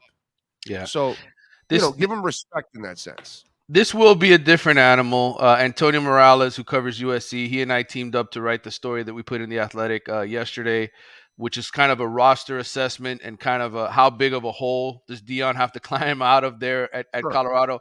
I will tell you, I don't know if there's a worse Power 5 program that he's taking over in the country, to be honest with you. I know there's Rutgers and other teams that have always sort of been mired, and Duke for a while was one of the worst. And now, obviously, you've seen what Mike Elko's been able to do. But he's going to a conference in the Pac-12 where USC and UCLA will soon be gone. And I think he can turn this thing around relatively quickly. Is he going to win 10 games in year one? No. Is he going to win 8 games in year one? Probably not. He'll be lucky to get the 5 or 6 wins with the turnaround job he has to do. But to answer your initial question, I think he can be successful at Colorado in a couple of years and build a thing where now you got to respect that program, and you can't blame Colorado for it. Because what did Colorado have going for it before this? Nothing. Great move by Colorado. Great move.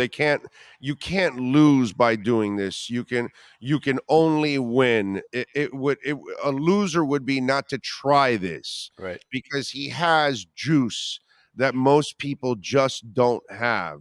So I'm with it. Listen, dude, Kentucky's winning in football, bro. Yep. Okay. Kentucky and Duke and Duke. They've become pretty good football programs, and they're all about basketball. So, and Colorado won a national title at one point. With was it Washington that they shared a national title? I think it was Georgia Tech in 1990. Georgia Tech. That's yes. right. It was Georgia Tech. Yes. Exactly. Miami and Washington shared the title. Miami and Washington in 91. That's I think it was Colorado, Georgia Tech in 90. You're right. Back-to-back years where it was. You're right. And so listen, they've had success in the past. They've got a great fan base there. They've got a great following there. They just got to get the right person.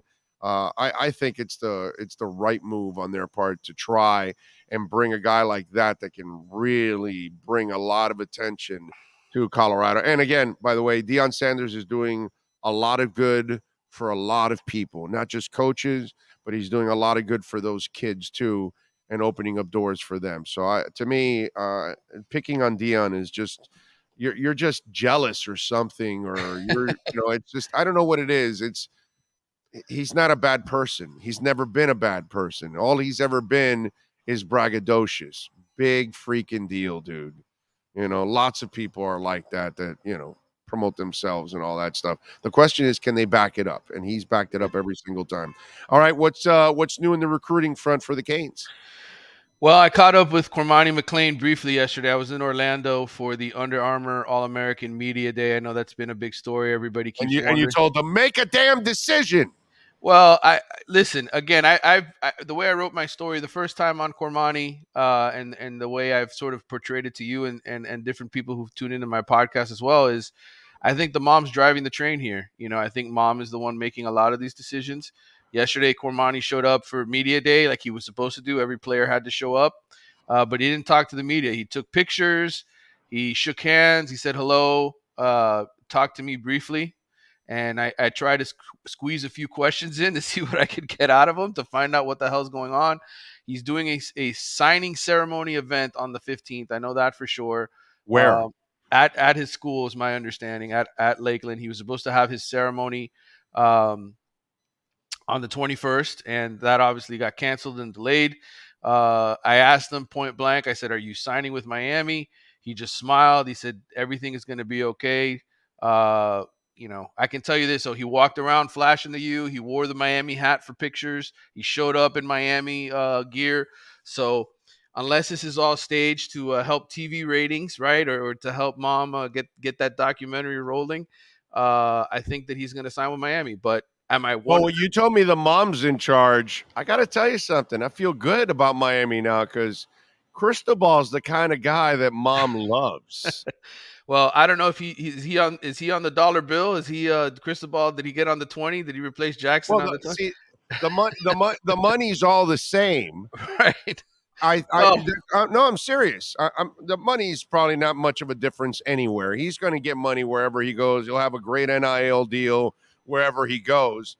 I think then you start to look foundationally, who's the person that's going to be around my son all the time? Mm-hmm. And how the hell do you not want Mario Cristobal around your son? Well, you know what I mean? I think that's the way I look at it. I look at it this way. I think he's got a great relationship with DeMarcus Van Dyke. Okay, I think if you were to ask Cormani McClain where does he want to play football, he would say Miami. DVD. But it's a business. I think mom has looked at it as a business from the get-go, and we'll see on the 15th what he does. He can sign a financial aid agreement. What is it? Grant and aid agreement, something like that, is the way they phrase it. He can sign that on the 15th, and then I think really sign on the February 1st, and from that point there, figure out when he's going to get into college. I think the kid's confused himself. He told me he'll be on campus in February. He obviously can't enroll in February. Okay, so I think there's a little bit of confusion on his part as far as what he's being told by people around him. When's he supposed to be on campus? If he's not enrolled in classes at Miami on January 15th, then that means he's not enrolling till the summertime. No. You misunderstood. He's enrolled in January. He doesn't have to show up till February. That's the thing. Right. Well, he's got to be in classes by 5 days after the start of school. Come on, man. That might be a hologram that's in class the first month. Right. Maybe that's what it is. What it is. It's online classes, right? Maybe that's what it is. It's a Cromani hologram. That's part because you'll see it's one of his NIL sponsors is going to be a hologram company. There you go. And so one of the first experiments is that Cromani will be in the first month of school as a hologram. And so that'll be a story you will be writing. First student ever studying from home through hologram. And there you go. That'll get a lot of clicks. People want to be familiarized. So I would say a lot of athletes want the same program. They want to get hooked up with the same hologram. is cutting edge, bro. It's not just medicine; it's technology also. So it's what it's all about there at the U. Cutting technology and cutting classes. Yeah, baby, that's what it's all about right there. All right. Outside of recruiting, any other news we should know about UM-wise?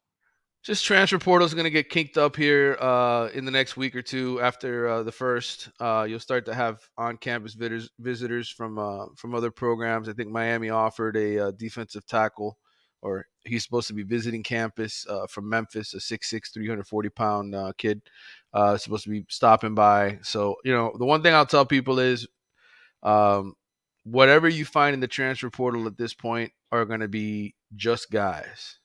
Unless somebody decides I want to go get paid somewhere else and there's some tampering involved, right?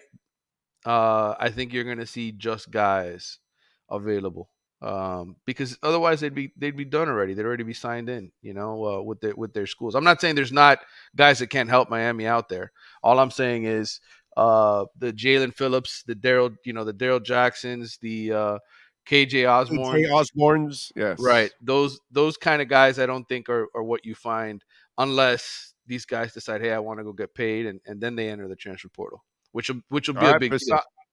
Besides Colorado Buffalo stories, what else are you working on in the Athletics so folks can check you out? Well, I did a recruiting confidential series with 15 different All-American players. I asked them how much they were offered in NIL. So I got some interesting stories on that. I asked them about who finished second and why in their recruitment. So it'll be coming out sometime early next week. Turned it into my editors yesterday for them to read. A couple questions might get phased out because it might be frowned upon publicly. I asked how much did females were involved in their recruitment when they visited campuses. I got some interesting answers there too. So I don't know if all of that will make the light of day, but I'm a guy who likes to know the story. I want to know the truth, right? And these guys, when they do these interviews, a lot of times they're not being very truthful. They're kind of withholding. I did a recruiting diaries with Willie Williams. I've done them with other athletes, and there's a political game to all of it. What if you give these guys? I don't think you go to the U for the girls. I think you go to the U for the girls in South Florida. Correct. I mean, that's kind of where the conversations went. It'll be an interesting piece that comes out early next week. Getting a bunch of the best players in the country playing in this All-American game to kind of be honest about stuff and what was most important in the decision-making process. Where did NIL rank for them?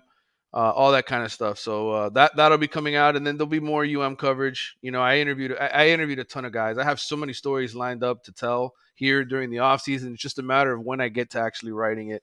But I will be involved more on the recruiting front nationally and covering Dion, etc. So my role will be changing a little bit with the Athletic. I'll still always have eyes on the Hurricanes and be around for games and write and be at practices, but expanding my role in other ways too. All right, Sean. Yeah, Manny's writing a piece on players getting a piece. All right.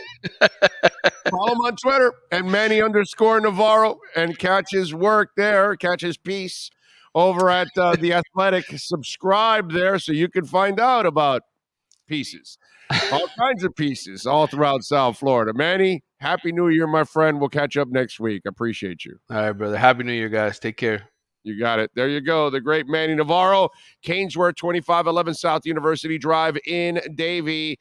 They've got anything and everything practically with the logo on it.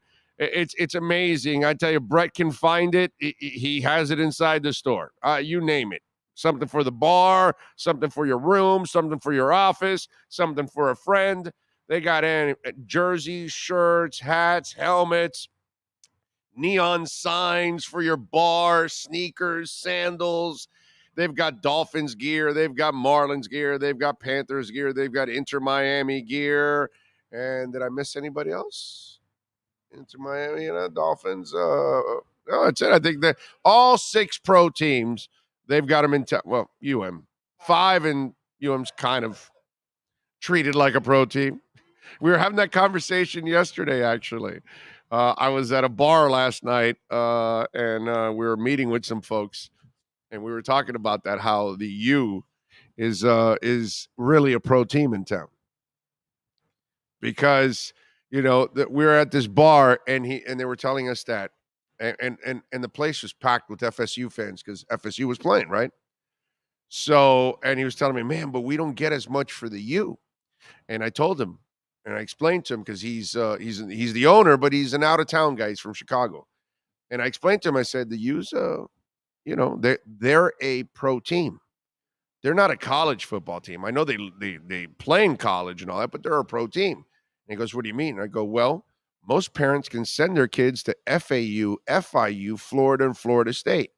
That's where your alumni bases are. And UCF has grown as a monster because of that, because most parents can afford to send their kids there.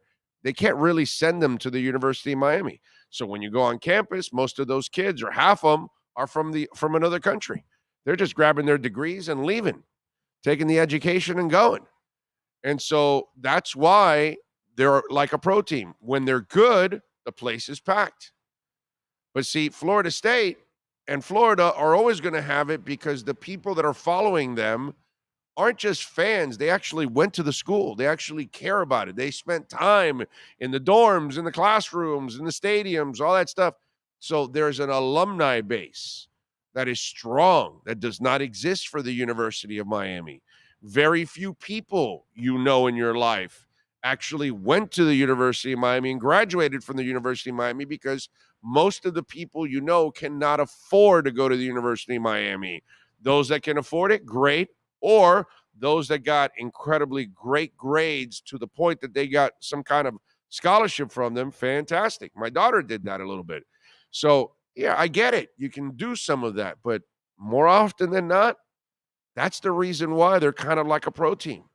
And that's why the stadium isn't packed every week, and it never will be. It'll only be packed when they're good. So when Mario gets them back to being really good, then they'll get back to getting the place packed, because most of the people that are in that stadium never went to the University of Miami. They never took a class there. They never graduated from there. They just follow them like a pro team. It's a whole different ballgame. And then he was like, damn, that makes a lot of sense. And of course it does, because that's the reality, unfortunately, of the University of Miami. They are the 6th pro team in town, and that's how we treat them. We treat them like a pro team. The Marlins, you suck, we're not showing up. Panthers, you're not good, we're not showing up.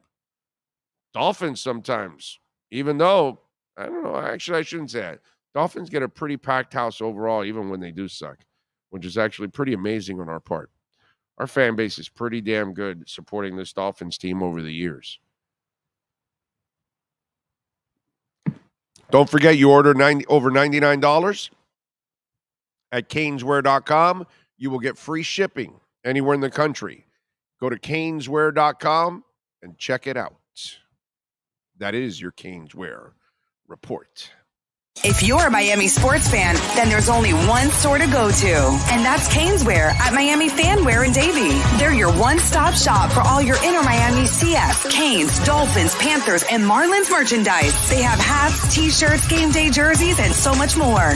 Located at 2511 South University Drive in Davie, and open 24/7 online at caneswear.com or intermiamiwear.com. Call them at 954-835-5597. Caneswear, the spot where Inter Miami and all Miami sports fans shop. The beautiful thing. Don't forget Sports Grill, by the way. Great place. 8 great locations now. So happy to be able to say 8 great locations. The new Doral location is open. It is rocking. Go check it out. And during NFL and NCAA games, $1.50 Bud Light drafts and bottles. They've got new cocktails that they've added during the NCAA and NFL games, the cherry lemonade and the tailgate tea, only $5. $12 domestic pitchers. Bone-in wings are now only 15% off. Also, the hot sauces are now for sale, so you can douse everything that you eat in the house with a little buffalo sauce, the Miami Heat, the blackberry, the barbecue, the Dale. They've got all those sauces for sale. You're going to love it. Check it out, sportsgrill.com. 8 great locations. Enjoy the food, the family, and all of the football. All right, let's get into a little hijinks with Joe Shad and our hijinks sportsgrill.com Miami Dolphins report. Dolphins fans, it's time to talk to the man with incredibly high standards. It's not easy to score an A or grade 10 out of 10 with this guy. In fact, he isn't impressed with Joey Chestnut's dominance, Usain Bolt's speed, or even Evan Ginkel's locks. Will the hijinks continue? Can the Miami Dolphins do the impossible by getting a passing grade with Joe Shad? It's time for the Hijinks Sports Grill Miami Dolphins report. This report is brought to you by Hijinks Sports Grill in Boca at 133 Southeast Meisner Boulevard. Enjoy happy hour 4 to 7 p.m. Reserve a VIP table online and receive 1 free sparkling wine. Follow them on Instagram at Hijinks Sports Grill. Here's Miami Dolphins insider Joe Shad. There he is, ready to go, locked and loaded. Yeah, markets are in red right now. Not good. Not good. How you doing, Joe? You doing all right? I hope you're not invested too deeply in the markets. You know, I think the important thing is to have patience and just kind of hang in there. Amen to that. From my experience, from my experience, what goes down comes up always. Yeah, and it will. I think the second half of 2023. I think we're still in for a dark time for the first 6 to 8 months, I think, of 2023. I think we're going to hit a recession. I think unemployment will go up. And then I think the Fed will pivot. And then I think that's when, bam, it's going to happen. So you'll have a nice buying window, I think, for a few more months here into 2023. But, maybe I'm wrong. Maybe things take off right away in 2023. We'll see. We will see. The question is, can Teddy Bridgewater take off this week against the New England Patriots, Joe Shad? What do you think? Yeah, listen, Bridgewater is one of the best backup quarterbacks in the NFL. I know we said that with Jacoby Brissett. We said that with Matt Moore. No, but this is legit. This guy was a starter in this league. So, yeah. And I think he's been to a Pro Bowl, too. And when you look at his statistics, Teddy Bridgewater's completion percentage, yards per attempt, passer rating, this is a guy who statistically has performed well throughout his career. He has a solid win-loss percentage. So the Dolphins have a decent measure of confidence in Teddy Bridgewater. It is true that they chose to play Skylar Thompson over him at one point earlier this year. Now, there was an injury factor, a practice time element. The Dolphins think Bridgewater will be much better with a full week of practice. He has not performed well in relief a couple of times this season. And obviously, the game that he started, he was knocked out on the first play. So, listen, the Dolphins are hoping this doesn't come down to Bridgewater. It'd be great if it came down to an effective running game and creating some turnovers on defense. And the defense holding the putrid Matt Patricia-led Patriots offense to 21 points or less. Defense holds the Patriots offense to 21 points or less, Dolphins win. Did you think he enjoyed his time with you guys this week when all the questions were about Tua? There was an unusual availability. Teddy's a really good dude. Yeah, yes, he's exceptional. That's good dude. So he's got to walk a little bit of a fine line. On the one hand, he is excited to start an important game for his hometown team. I felt bad for him. I felt bad for him that all the questions were about Tua. Yeah. You know, most of the questions this week for everybody are about Tua. I think it is important, you know, for folks to be on the record saying whether or not they thought there was any problem after he hit his head. Did they notice anything? Did they think that then something was wrong in the second half? And I'm sure you've spent a lot of time talking about this, but you know, it's my opinion that the Dolphins are absolutely not to blame in this particular situation. Of course it's not as though people on TV and people on Twitter were saying, you know, check him out. Look, he doesn't look right. I mean, although that kid Williams did find it.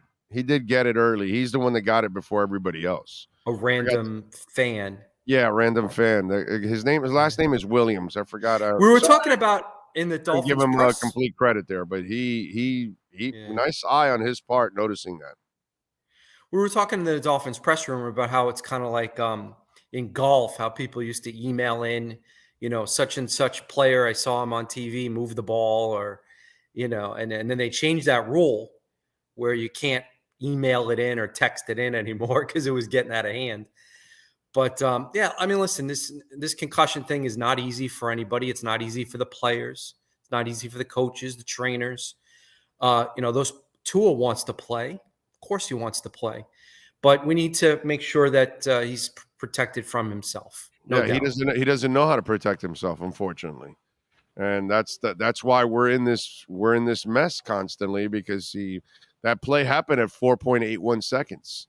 I think you're going to see him try out that Kenny Pickett helmet. You With- think? Yeah. Well, I'm not being sarcastic. I'm being dead serious. I think you're going to see He that. better. Okay. Come on. He better have that helmet. You know, come on. He's should have been wearing that helmet already, actually. It just And I think he needs to learn how to protect himself when falling better. I'm not saying that that's easy, but listen, quarterbacks teach themselves how to slide to protect themselves. So maybe Tua can do some sort of drills to try to not completely eliminate, but maybe lessen the opportunities for his head to violently whip against the turf, as seems to happen. You ever too take any often. martial arts when you were young? No, but you're going to tell me that you learn how to fall, learn how to tumble, right? Yeah. And judo. I took judo for many years, and one of the things that they would teach you is they teach you how to fall. So that way you can kind of break the fall. Now, in his case, in that tackle, I don't know if there was any way to break any kind of a fall. I think he kind of twisted so he wouldn't land on his left shoulder, which is understandable because that's how he makes his living. But he served up his back and then his head, and he ends up hitting it. So let me ask you something. Technically, he had 2 concussions. I'm going to count 3 because the Buffalo Probably one. 3. Yeah, I mean, his legs gave out, bro. In 3 months, it's a short window. Yes. I think it's absolutely irresponsible to play him this season. I think he needs to rest the rest of the offseason, get that brain rested, that head, if there's any kind of swelling or any kind of whatever. But I think that third one, what it showed me, Joe, is that they're happening easier to him now. Because that tackle was nothing vicious or anything. And so this is one of the things that we saw with Luke Kuechly. I've talked about this all week. I saw it with Eric Lindros. I saw it with Steve Young. The concussions come more often, and they happen easier once they start mounting on top of each other. We don't have all the answers, and we're not doctors, but I'm just saying. I'm going to make to my avoid point. it. I don't even want a 4th one.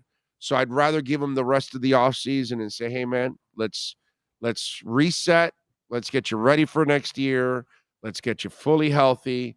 And let's work on you getting rid of the goddamn football, too. Because So there's that's a concussion. Remember, earlier in that game, he had a fumble because he hung on to the ball. The play was breaking down. He easily could have gotten rid of it, but yet he was trying to scramble, and he ends up fumbling, and Hunt recovers. And again, that's because you keep holding on to the ball. And if you keep holding on, bad stuff happens to you.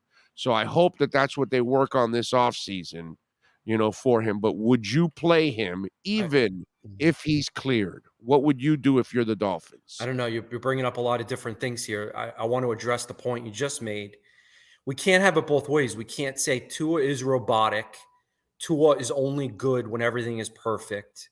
Tua only can throw on time, and if he doesn't throw on time, he needs to make sure he doesn't get hurt.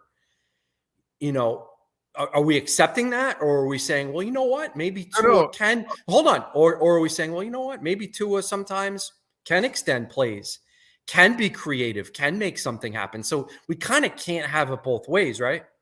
I think what you have to do is you have to understand it's kind of where Chubb is right now. Chubb is trying to learn the defense, and when you watch on film, he doesn't know when to make that. Yeah, he doesn't know when to make that break of, okay, they're not running my way. I don't have to contain. Let me go get the guy. And he hasn't been able to just read that right off the snap, so he knows when he has to stay or go. And so he's in the middle of all of this. Well, with Tua, he's kind of in the same thing here, but he has to learn that he has to play one way. He has to play in the pocket and get rid of the football. Is there any ad-libbing? Sure. Out of pure desperation, then that's when you ad-lib, when you're wide open. But if you're already in traffic and stuff is breaking down, dude, stop trying to scramble out of the goddamn traffic. Throw the ball away. That's what you have to do. I know this is a big thing for you. So, all right, let's address the concussion thing. Yeah, no, I get it. Dude, he couldn't outrun the guy. He's Baker Mayfield that can't outrun an overweight cop. You play your game, dude. Drew Brees wasn't outrunning everybody. Play your game inside the pocket. It's hard in today's NFL, though, because those guys who are mobile have a real advantage, or at least the threat of mobility, the threat of creativity, the threat of extending plays. I know. Tom Brady has all the titles, and the two guys that played in the Super Bowl last year are pretty much pocket passers. That's really where they want to make their living. Those guys have mobility. They have mobility, and they'll ad lib a little, but that's not where they live. Right. Let's talk about the concussions. Yes. All right, I would obviously agree with you in that I would feel more comfortable. I would feel more comfortable if Tua and the Dolphins and his doctors and his family were to shut it down for the year. But it's also true that this isn't about my comfort level or my opinion. Amen. It's Tua's body. It's Tua's brain. You're right. Tua's going to make that decision, and whatever it is, we have to respect it. If he decides to play and 4 neurologists tell him that he's not more susceptible to sustaining another concussion by returning, if 4 concussion specialists tell him he's not putting his long-term mental health at risk by returning, then that's his decision. So we can express our opinions. Yeah, it would make us feel more comfortable. Yeah, we kind of hope it happens.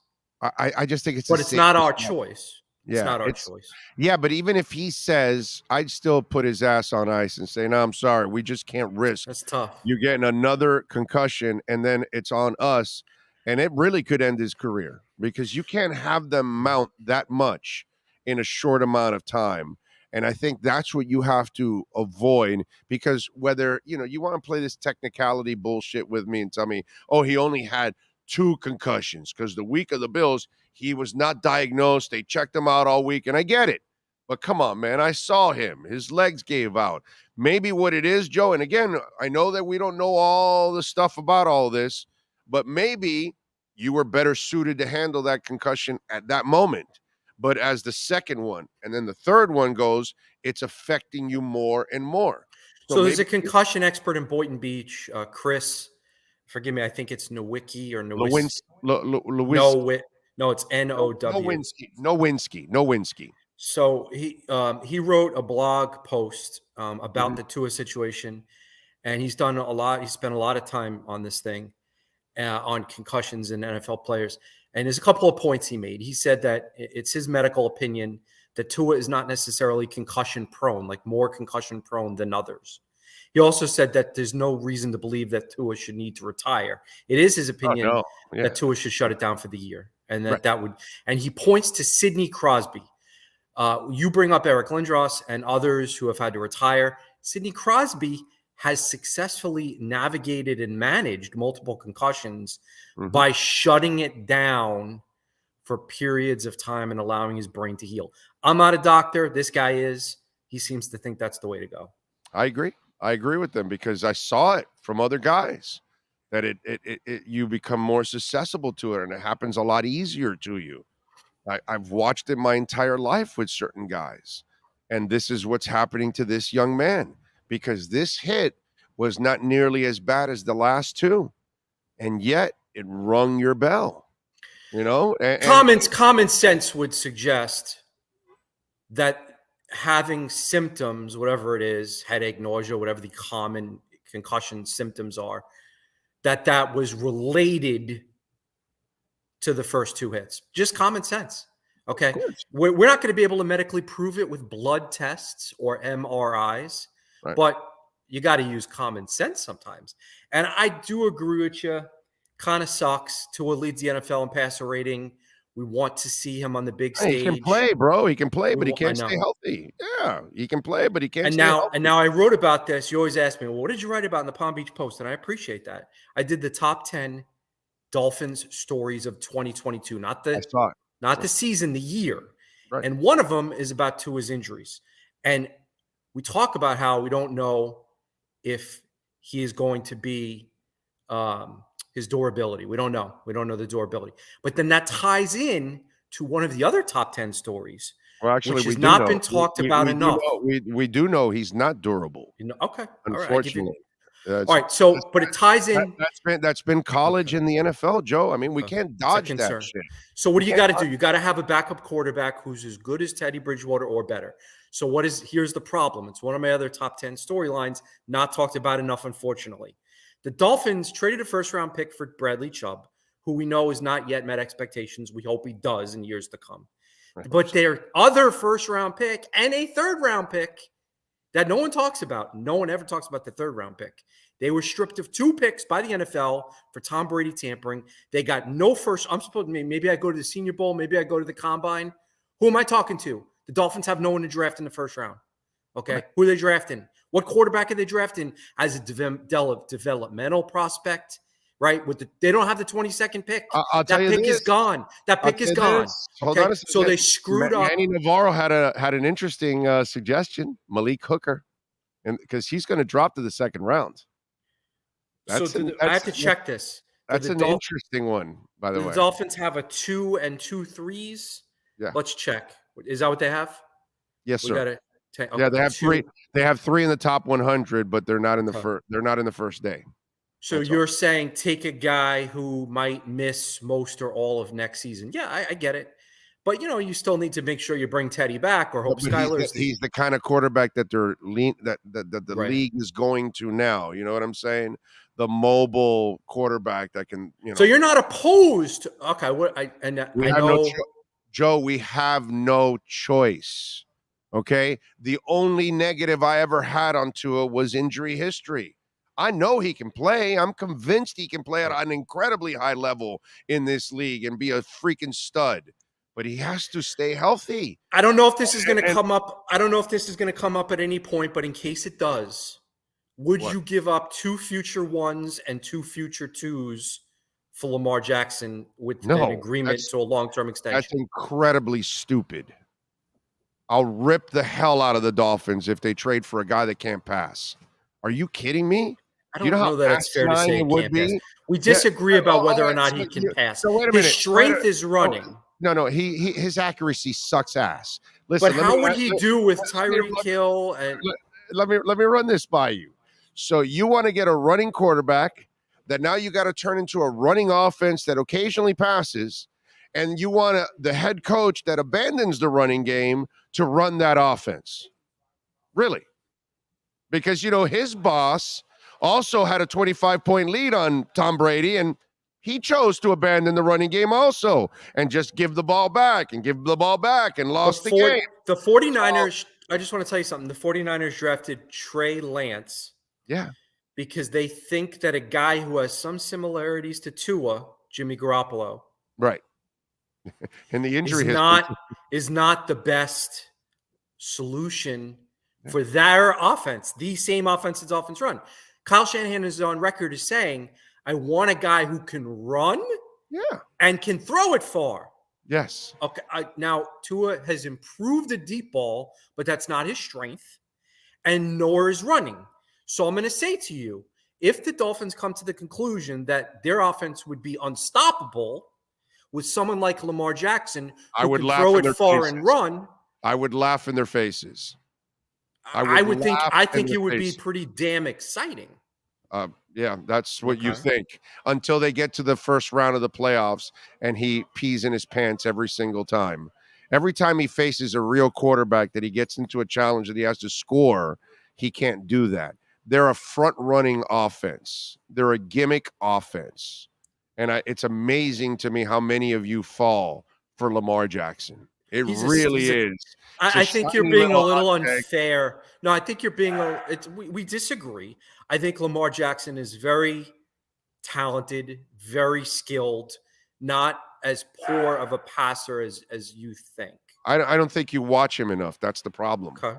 You need to watch him more often, and you'll see him miss wide open. Many games. And he misses wide open. Tua is more accurate, but that doesn't necessarily mean that Tua is more likely to lead the Dolphins to a Super Bowl win. Well, he can't lead them to a Super Bowl win because he can't stay upright. That's the only reason. It's not from a lack of gifts. Lamar Jackson is healthy enough, gets to the playoffs, and never does anything. Doesn't do anything in the playoffs. They shut the run down, and he can't beat you with his arm. So that's how they beat Lamar every single time. Lamar can only win when the running game is dominant and they are front running. If they're not front running and they're playing from behind and they have to abandon the running game, Joe, go watch it every time pretty much. He fails because he can't play the game with his arm on a consistent basis. It's just a complementary thing to his legs. Put it this way, he's got a knee injury. A lot of quarterbacks that are good passers, they don't need a 100% knee. They can come back. Lamar Jackson needs a 100% knee because he's got to use it to run and cut. And if he can't be himself with his legs, he can't be a quarterback because he's really, in the end, not a guy that's going to beat you with his arm. Listen. All right, I have to cover this Mike McDaniel press conference remotely coming up, but I want to tell you before we leave, a couple things to keep an eye on. Yes. Big O, I want to be on record. I think the Dolphins are going to win by 3 points on Sunday. I think they're also going to beat the Jets. I think we're going to say, wow, Teddy Bridgewater played pretty well, but I also think we're going to say that running game came through. Raheem Mostert, Jeff Wilson, maybe Is he going to stay with it? Is he going to stay with it? Listen, I got no problem with the Dolphins being a pass-first offense. The Patriots are banged up in the secondary. I get it. Tyreek Hill and Jalen Waddle should have a good chance to make big plays on Sunday. I think the Dolphins defense is going to do just fine. Bend but don't break. That's the Josh Boyer Patriots do all the time. way. That's what they do all the time. So I think that they're going to go to the playoffs. They're going to wait a minute. On that Mike McDaniel thing, okay? He has to win one of these two games, right? He can't lose both, right? Because for me, if he loses both, he comes back next year on double secret probation. He is a failure if he loses both. Because I don't even want to think about Sean Payton and Tom Brady. But you wouldn't. But I'm just saying you wouldn't. That's going to New Orleans. That's going to New Orleans. So don't worry about that already. That's done. You wouldn't do it though, right? No, I wouldn't do it. But what I'm saying is that's going to New Orleans anyways. But my point is, Mike McDaniel, and I'm not saying to fire him or anything even next year. I'm saying next year he'll come back on kind of a warm seat in my eyes if he can't win a game without Tua. I mean, we're all on warm seats. Yeah, and Palm Beach Post could get rid of me tomorrow. The Big O show could get rid of me tomorrow. The Big O show could get. No, we don't want to. We're never looking to get rid of you, brother. Okay, well, so that's not on me. Okay, that's on Hijinks and others, but it's not on me. That's for damn sure.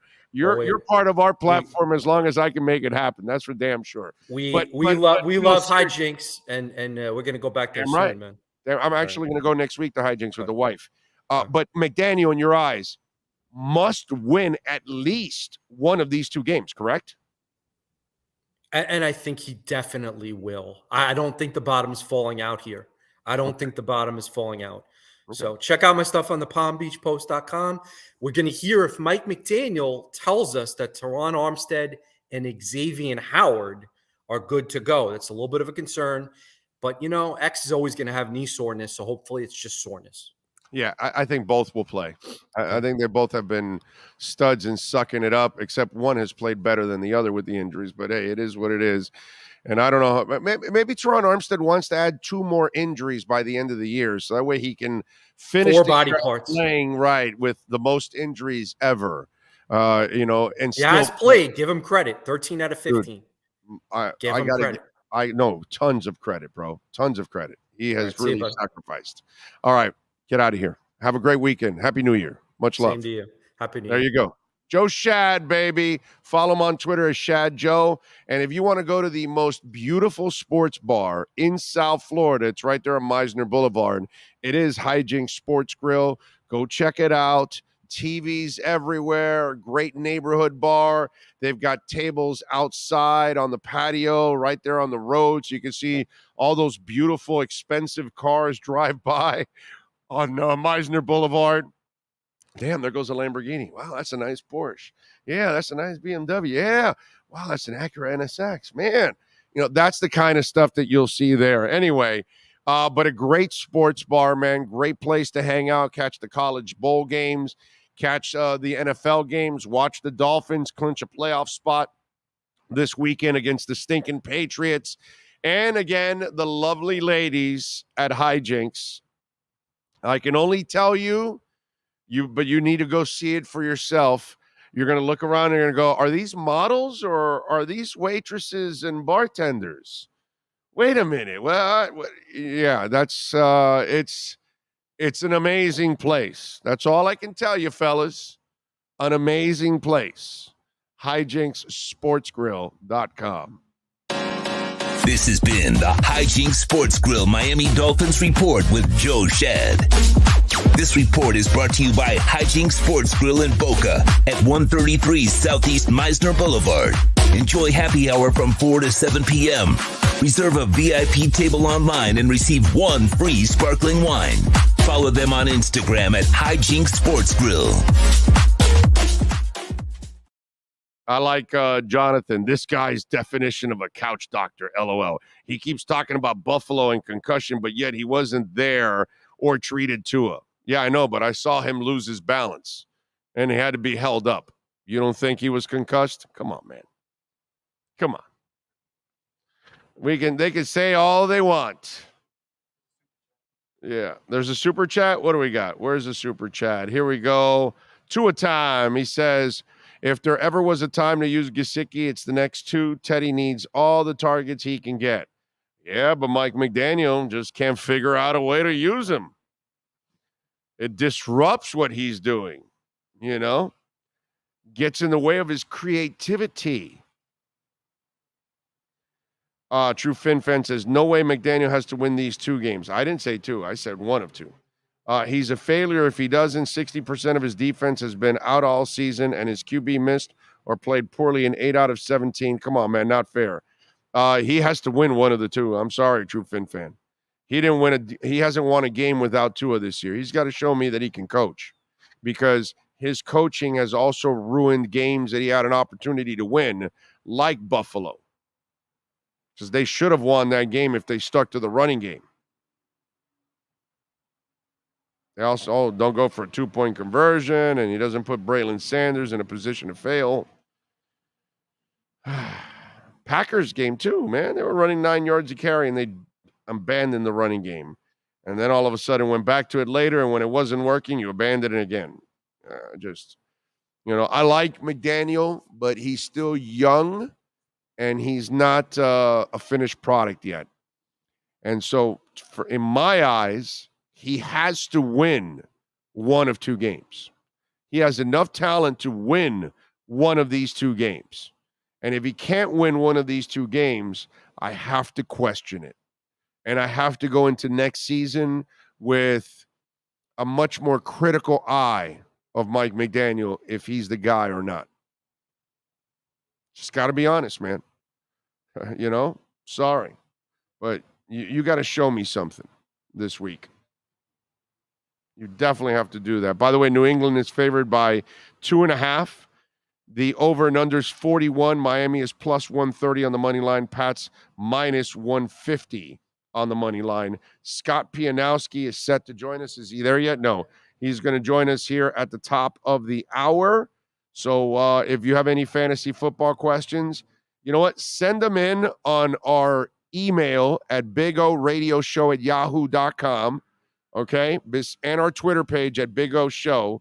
So email bigoradioshow@yahoo.com. I will pull up my Yahoo page here to make sure, just in case you guys send them in. Appreciate that, and we'll get your fantasy questions in there, since some of you are in a Super Bowl. Let's hope you guys can win the Super Bowl. That would actually be really, really cool. So the Dow is down about a little over 0.5 point. S&P down 0.75 point. NASDAQ down almost an entire point. So there you go. All right. All right, let's get ready for hour number 3. And the one and only Scott Pianowski gets you ready for a little fantasy football Super Bowl, or a really troubled semifinal. We get you ready with our Sports Grill Fantasy Football Zone. There's no need to drive around South Florida wasting valuable time looking for a new or certified pre-owned Acura. Go to the #1 volume sales dealership in the Southeast United States. Craig Zins Acura of Pembroke Pines. Purchase with pace and space in a dealership tailored to your needs. From home buying to providing that personal touch. Contact the 2020 Satisfaction Award winner Craig Zins Acura of Pembroke Pines. 888-776-5123. That's 888-776-5123. Or visit them at 15601 Pines Boulevard in Pembroke Pines. Oh, great. You have a doorbell camera. Now you have a front row seat to your house getting robbed. They're breaking into my house! Ooh, there goes the TV. I'm sure it'll turn up at the pawn shop. No, not the TV! Just because you can see them, that doesn't mean you can stop them. With Sloan's, you get 24-hour monitoring, a free home security system, and professional installation. Plus, free doorbell camera, one that'll actually work for you. Get out of my house! Get out of the house! Call 1-800-ALARM-ME. For over 16 years, EJDConstruction.com has provided South Florida residents quality craftsmanship, accurate project management, and exceptional service. That's why EJDConstruction.com is an A-rated member of Angie's List and the Better Business Bureau. When you're looking for the right custom home builder for additions or home remodeling, please call my friend Eric at 305-433-4843. That's 305-433-4843 for EJDConstruction.com.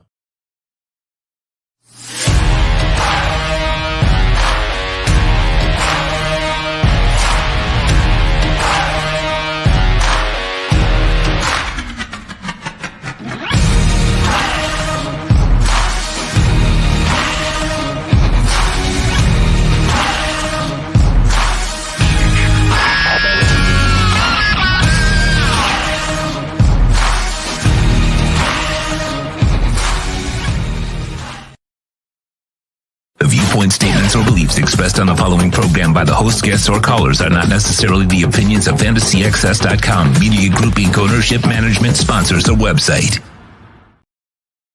PPR, Draft, Keeper, Dynasty. It's the Sports Grill Fantasy Football Zone with Yahoo Sports' Scott Pianowski. Keep up with your fantasy football teams by visiting any of the 8 great Sports Grill locations. Sports Grill, good food, good drink, good friends. Here's Scott Pianowski. All right. There he is. He's locked and loaded. We are going to have our Big O radio show at yahoo.com email ready. Don't send it on the text line. Send it over to Big O radio show at yahoo.com. We've got the email ready for you guys. You can also send it in on the text line if you got any fantasy football questions. Also, an easy way to send in a fantasy football question, it'll stand out like crazy, is on a super chat. There on YouTube, or of course on Cash App or Venmo at Cash Big O Show. That's Cash Big O Show. That's the many ways that you can do it. Scott, how are you doing, my friend? You doing good? Doing great, man. Looking forward to hopefully a high-scoring week in the fantasy finals. We're not going to have the weather problems we had last week, so that's a good sign. Yeah, and let me ask you, since locally we've got all the bad news, obviously, with Tua, and his durability issues have been a major problem, obviously, all season and throughout his career, actually, unfortunately, and they continue to rear its ugly head. How do you look at Tyreek and Waddle going into a semifinal or Super Bowl with Teddy Bridgewater as your quarterback? I mean, he threw for over 300 in the Minnesota game, which he didn't even start. I only think it's 80 or 85% of the offense is probably, how I'd go. I'm still going to play the 2 receivers. I still think Miami has a good chance to win the game. This is not a great Patriots team. It's a better defense than it is offense. Good luck if you need any Patriot other than maybe Ramondre Stevenson. But I think Hill and Waddle should be fine. Yeah, and they have injuries in the secondary. So that really sets it up for Hill and Waddle to be awesome. Is there a third fantasy option that's even a flex for you this week out of the Miami Dolphins? Maybe Mostert, but you saw last week he had the fumble at the end of the first half, and they seemed a little bit reluctant to use him in the second half. There's also an interception on a pass intended for Mostert where maybe he and Tua weren't on the same page, although it's hard to take anything from Tua's second half performance because we know he was concussed, and it's just not fair to evaluate a guy like that. You could flex Mostert in a fantasy playoff game, but I hope you have better running back options. Yeah, I would hope so too. That's why that's why I asked, because it's hard in a moment like this to put Mostert in there, and you don't know what you're going to get, and then at times he goes away from the running game too, and that's also been an issue the last couple of weeks. When it has been working, he's kind of gone away from it. On the New England side, outside of Stevenson, there's nothing else to start, you said, right? I mean, if you were super desperate, maybe Jacoby Myers. You're not playing Mac Jones. Both of the tight ends are dinged up, and they kind of cancel each other out anyway. So it's this is a very pedestrian Patriots team. And I've said this over and over again this year. The story of this fantasy season has been the quarterback play league-wide has been so sloppy. Mac Jones, who had a good rookie year, it wasn't like a change your life rookie year, but it was decent. He's taken a step back. He threw for a lot of yards in that Minnesota game, which everybody did. I mentioned how Bridgewater did it as well. Last week it was Daniel Jones who got that Minnesota secondary, but usually, Big O, there's like 3 to 5 offenses. It's like, yeah, I'll try to stay away from that offense. This year, I feel like there's like 10 or 11 or 12. The Raiders are benching Derek Carr. Russell Wilson's been a mess. Rodgers and Brady looking their age, and Stafford got hurt, and Lamar Jackson got hurt. Dak was hurt for a little bit. The Colts changed their quarterback every week. Look what the Titans ran out last week. It felt like an exhibition game, right? It's tough sledding out there, man. And there are some games I may have to play Antonio Gibson in a final. I don't feel good about it. DJ Moore is a receiver. I never know what to do with him, although he scored the last couple of weeks. We're talking about the Patriots. Stevenson's been good when healthy. Stevenson's a top 10 back. That's the only thing you can play there. With the Jets, we're like, oh, please save us, Mike White. Please save us from having to watch Zach Wilson play ever again. Crazy season, dude. Sam Darnold kind of found his way at the end. Jared Goff became a good quarterback. Baker Mayfield had a good game on Christmas. Where'd that come from, right? 51 points. God love you if Cam Akers got you into the fantasy finals. He's been great for about 3 weeks now. Or Tyler Higbee out of nowhere catches 9 passes for a couple of touchdowns. And Geno Smith, this year. I mean, a bunch of stuff that happened this year that you would have never seen coming. So let me ask you something. Mm-hmm. What is your favorite game this week as a fantasy player that you look at that offense and you say, oh, this is a perfect offense going up against this defense.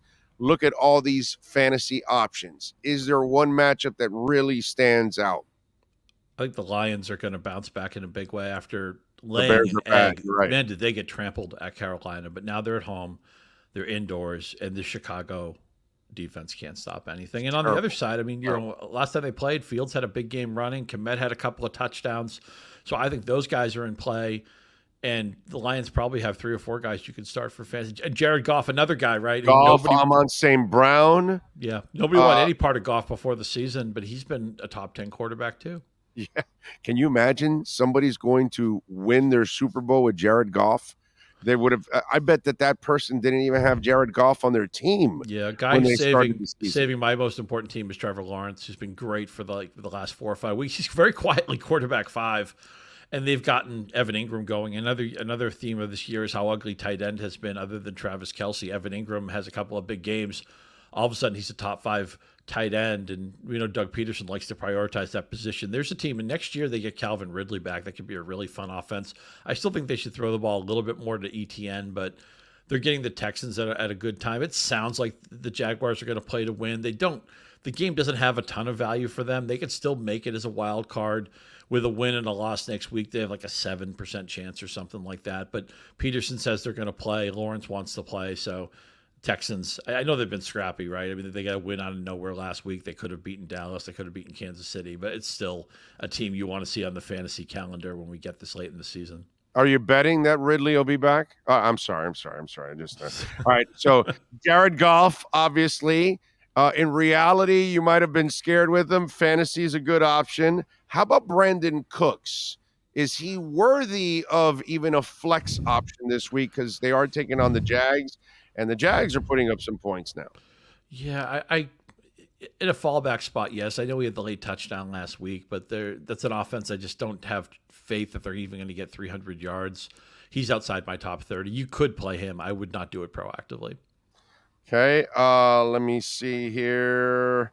Travis Etienne. Somebody's asking if they should start him on the opposite side of the field that we just asked. It comes down to options, but he's probably a top 12, top 13 running back for me against the Houston defense. I know they hung in pretty well last week against Henry other than the long touchdown, but really what did Tennessee, what could they do? I mean, Malik Willis was overmatched in his starts. They went away from him last night, I should say.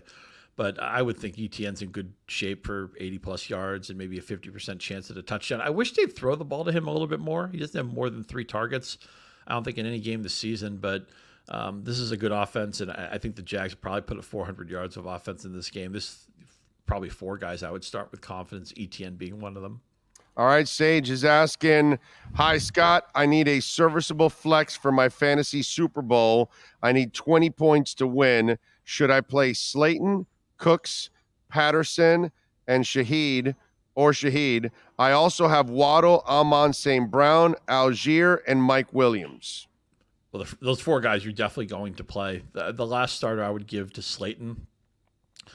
I realize, look, nobody's scoring a ton of touchdowns in this passing game, but he's getting 6 to 8 targets a week. Yeah, I think he had 74 yards in the Vikings game. He's still their best receiver. James has done a little bit lately. Hodgins has done a little bit lately, but I think Slayton is in the circle of trust. The rest of your roster sounded very strong, so I think there's a good chance you'll get those points you need. All right, got 7 players here, need at least 2 running backs. Which would you go with in a standard scoring league, not PPR? McKinnon, Dobbins, Foreman, Jamal Williams, Mike Williams, Wilson for the Jets, and Adams for the Raiders. Man, I can't play Adams. I know Devontae Adams is Devontae Adams, but Jarrett Stidham isn't a guy I have any confidence in. Donta Foreman has to start. And I think with the Bears on the other side, Jamal Williams, I feel pretty good about. We know when they go to the goal line, it's not Swift. They go to Williams. So I think he's an excellent chance to score this week. And the Lions will bounce back. They have a top 10 offensive line. They just hit Carolina at the wrong week. I feel really good about the Lions. So I know it sounds weird. You drafted Devontae Adams. You never thought you would bench him in the fantasy finals, but Jarrett Stidham is going to drive this. They got the 40. It's bad enough that Stidham is playing. They're up against the 49ers, who are probably the best defense in football. I could see them scoring 7 or fewer points. Yeah, no, yeah, you're right. This is going to be one hell of. And plus, what are the Niners going to do? They're going to take his ass out of this game, is what they're going to do. Which other teams have done, right? I mean, the Steelers did it. The Patriots did it. Adams, as it is, wasn't doing anything with Carr. He's a reason why Carr got benched. Right. Yeah. Yeah. No, I'm with you there. They're asking about you. You mentioned it earlier. Should they start Cam Akers as a flex against the Chargers? Oh, for sure. The Chargers average, I think it's 5.3 yards a carry they give up. And Akers is a top 10 running back the last month. He's got all the touchdown equity, and he's got 10 plus touches in his back pocket. Could be up to 15 or 20. And let's be fair. Mayfield's been okay, right? I mean, he played mostly.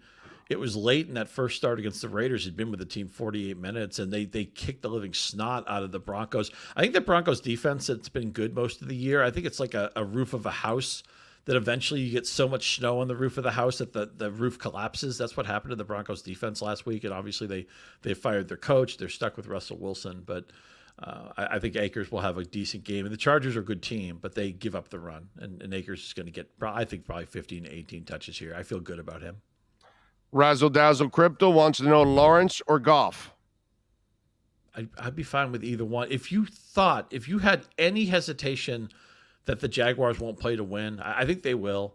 That might slide you to Goff. It's also the indoor game. The Bears defense is awful. Obviously, the Texans defense is nothing to write home about. Lawrence has the running yards too a little bit. He does. I think Goff not a ton. He doesn't really look to run all the damn time. Goff, he did have a rushing touchdown against the Jets, which kind of saved his bacon. He didn't do a ton in the rain, but Goff's probably a little bit safer. Lawrence probably a little bit more upside. Right now, I have Lawrence like 2 slots higher. You could play either one of them. I'll give you a slight preference to Lawrence, but if you get any indication that you think the Jaguars might pull back in this game, you could go to Goff. Lawrence is a little bit higher on my sheet, but they're both good plays. Okay. Someone's asking about Brian Robinson. Should they start them against the Browns? Well, you know what you're getting with him. First and second down pounding. He'll get probably 15 carries. They ran him into that brick wall of the 49ers. Nobody runs for more than 60 yards against them. So you hope he gets a touchdown because he's not going to get involvement in the passing game. I think the move to Wentz is a step back for the offense. I don't know why they're doing. Not that Heineke was anything great, but I like the offense less with Wentz. You could play Robinson. He's not by any means an automatic play. I think he's probably going to have 15 carries, around 70 to 75 yards. Let's say 30% chance at a touchdown. All right. Zonovan Knight. John wants to know in Davie. Seattle's defense is falling apart. The Jets offense has a better chance with Mike White. And again, a lot of what I probably just said for Robinson applies for Knight. Probably 15 carries. He'll probably be 70, 80 yards. And about that 25 or 30% chance at a touchdown. In fact, if you had White and Robinson on the same team, I'd have a hard time deciding who to play. I think I'd slightly come down on the Robinson side with a home game. You could play Knight this week. He's not by any means a pound-the-table start, but he's probably around running back 25 or so for me. All right. Nyborg wants to know, got to start 2 running backs. Kamara, Algier, Dobbins, Foreman, or Pacheco? Algier and Foreman stand out for me. Algier has taken over this backfield on a Falcons team. Their favorite this week. I know they can't go anywhere in the playoffs, but he's their main back. They want to run the ball. And we saw what Foreman did last week. Now, he will share with some other guys. Hubbard's a decent player too, but Foreman, again, 15, 20 touches on a team where their identity is running the ball. And they've already beaten the Buccaneers. They beat them 21-3 in a game that was really lopsided. Wasn't as close as the score indicated. That famous Mike Evans drop early in the game, and the Buccaneers did nothing right. By the way, Mike Evans, no touchdown since week 4. Merry Christmas if you have Mike Evans. You're probably in your fantasy consolation bracket. But I feel really good about Foreman this week. And Algier, again, it hasn't been a greatest year for rookie running backs. Walker, I think, is the only guy in the top 20, but Algier may be there by the end of the season. I think he has a big game on Sunday. All right. Paul and Del Rey is asking to flex Christian Kirk or Christian Watson. It's a half PPR. As long as Watson clears out on Friday's practice, I got to go there because he's just got more touchdown equity. And he's a guy that it's really hard to get in the Rodgers circle of trust, but he's made it. You saw him on Christmas make a couple of plays and get a little bit dinged up. As long as Watson practices Friday, I'll use him on Sunday. Yeah, his family can't even get in his circle of trust. I mean, yeah, right. Christmas anyway, follow him on Twitter at Scott_Pianowski. And what are you guys working on over at Yahoo this weekend so you can help some folks win a Super Bowl? Sure. Yeah, we rolled out the sleepers yesterday, rolled out the bold predictions. We did our Fantasy Football Live show on Thursday night just because of the unusual lay of the calendar this week. I'm doing my NFL picks today. And on Sunday, if you need last-minute help, get me at Yahoo Fantasy. The last hour before kickoff, I'll be taking Q&A if you need anything that needs sorting out. And, of course, you can always follow me on Twitter at Scott_Pianowski. Let me know you're from this show, and I'll do everything I can to help you. Congratulations. You got this far. You did the reps. You know, that's why you lift all them weights, as Bill Parcells would say. So let's get that championship for you. That's right. And maybe we'll talk about consolation next week. And then we start to get ready for the off season and talking about the keepers and the dynasty leagues and the drafts and everything else in the off season. Scotty, as always, I appreciate you. Happy New Year, my friend. We will catch up next week. Great to talk to you. Happy New Year, buddy. Thank you. There you go. Scott Pianowski, 8 great locations. Sports Grill right here in South Florida, baby. And the newest location in Doral is open. Go to sportsgrill.com and check out the nearest location near you. You've been listening to the Sports Grill Fantasy Football Zone with Yahoo Sports' Scott Pianowski. Go to sportsgrill.com to find a great location near you. Fantasy football fans, subscribe to the Big O Radio Show on YouTube and all other platforms to catch up with all our fantasy football insight provided by Scott Pianowski and Andy Behrens. All right, we're back. We await, by the way, Cameron Wolf. He's going to be joining us in a couple of moments, so we'll have a little fun with Cam, and we'll get his thoughts on this Dolphins game against the Patriots. What do we got so far with all of you that are tuning in right now? Do the Dolphins win or lose on Sunday? And we will be on at 11 a.m. to get you ready for the Dolphins and the Patriots. Yeah, we're going to be here. We're not fair weathered or any of that. Hell, we were here for you on Christmas Day. So, you know we're going to be here. Geno Smith or Gardner Minshew? I'm going Geno Smith. There you go. Big O, what's your New Year's Eve drink of choice this year? Probably water, Coke, maybe, or something like that. Some really won't be drinking any alcohol. I'll be home relaxing, doing well. You know what? Maybe a little Edge and vodka. Maybe I can do some of that. That would be my drink of choice. Edge and vodka. I get a little Edge energy drink and vodka. I saw the billboard now above me, around me, and that I could do. Not a straight up drink, but with an energy drink, a little bit of Edge and vodka. Oof. Is that Edge tastes so damn good that it, the vodka disappears. That's why. So that would be the one that I might have this weekend. There you go. It won't be a lot of. It'll only be like one of them. It won't be a lot or anything like that. Yes, sir. Joe Shad commenting remotely on the McDaniel press conference. Yes. Myles Gaskins on IR due to a shoulder injury. Doctors and Ethan Carter decide IR was best for him and his health, according to Dolphins coach concussion Mike McDaniel, and that was a concussion. First game of the season, I believe. He never came back. Yep. Everybody's different. Dolphins did not sign a practice squad quarterback after working out 2 yesterday. I looked it up. It was Lauletta and Cone. They brought in Lauletta. Oh, Lauletta. I know Lauletta. Yeah. Yeah, they brought them in to work them out. Neither have been Cone signed. was the other guy? Yeah, Coan. I guess he was. I think he was the Kansas State quarterback. I know he is now. Yes. He went undrafted. Kyle Lauletta. Yep, that was it. Yep. Tua's still in the protocol day to day. He's better than the day before. Brandon Shell should be okay at right tackle. Lauletta doesn't have a great arm, but he is an accurate quarterback. Not necessarily really super gifted. He was asked about the return game, and he said they have confidence in Raheem Mostert and Cedric Wilson. I guess Poupart asked about putting Waddle and Hill in the return game. When asked, Tua's out. Bradley Chubb and Ingold are game time. Xavier Howard will practice today, and he said Teron Armstead is a warrior, but he's going to push it until game time and see if he can give it a go. He's going. So there you go. That's kind of the notes from the Thank you, Sean. Appreciate it. All right. I just don't want Carr or Dalton. Yeah, I'm with you there. And I don't think Derek Carr will come here because I think Derek Carr will have an opportunity to start somewhere else. As much as Derek has not really done anything super impressive over there, he still has a lot of talent. A lot of people still believe in Derek Carr. I could see him still getting a shot somewhere where he doesn't have to, wait for Tua if he can stay healthy or not. Because if you sign a veteran next year, I'm just guessing now. I'm spitballing here. Okay, you have Skyler. This is why I say, you can even draft a Malik Hooker.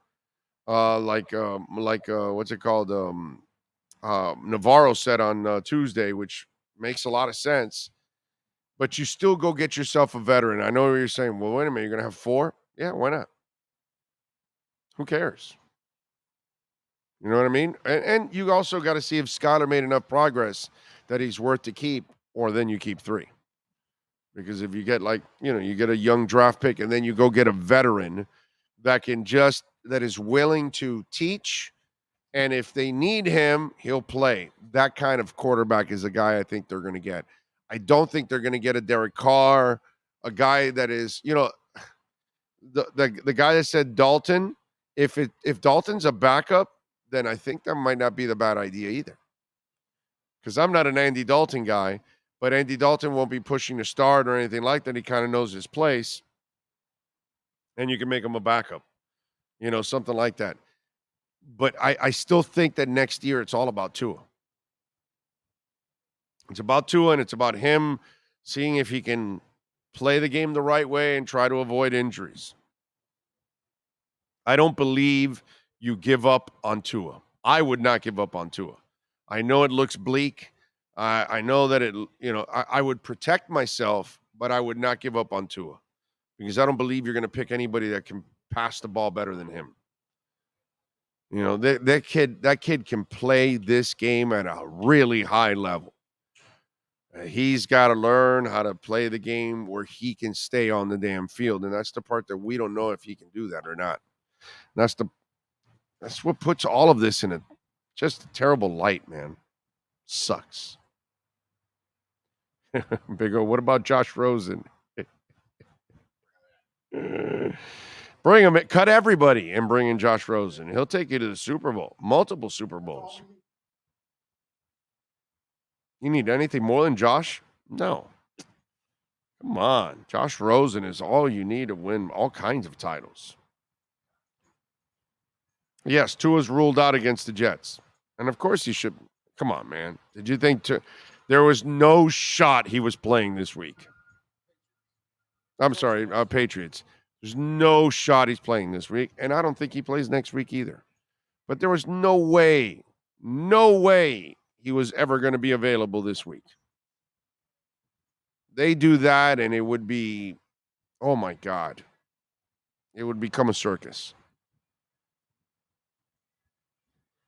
Let's see, what do we have here? If we get Hooker, will the NFL investigate us?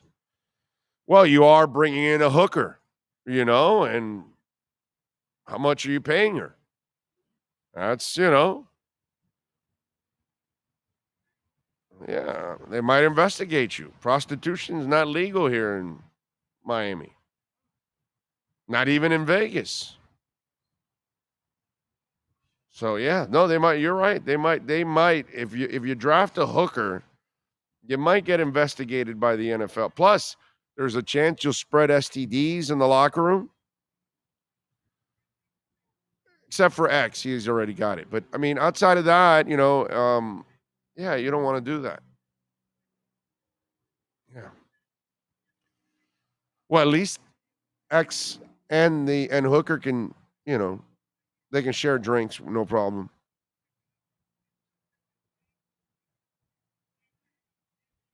And you got to look at the positive of a lot of things out there, you know, in life. Just like it's a positive when you grab a Perdomo cigar, and hopefully tonight I will have a victory cigar, a victory Perdomo cigar. And maybe a 20th anniversary, a Connecticut that got a 93 rating from Cigar Journal. The 10th anniversary comes in the Connecticut, sun-grown Maduro. And that Maduro, by the way, is box pressed.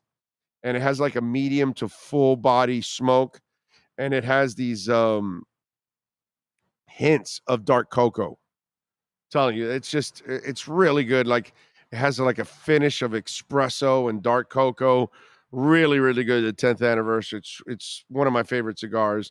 The Perdomo Lot 23, the Habano Bourbon Barrel Aged, also absolutely fantastic cigar. The Sun Grown got a 93 rating from Cigar Journal.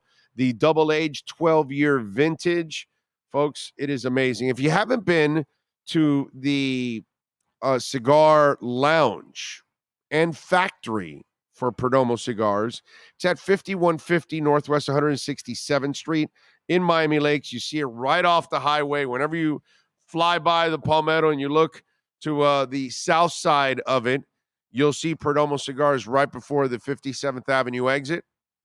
Or if you're coming from the west, just after the 57th Avenue exit. Check it out there. Go down there. Hey, Nick sometimes is there. Hangs out there a lot when he's not traveling the world. You might be able to take a picture with the legend, Nick Perdomo. And you never know. Nick Jr. might be around. Billy also. All the great people out there at Perdomo Cigars. 5150 Northwest 167th Street. But if you haven't tried a Perdomo cigar, well, then I suggest you do.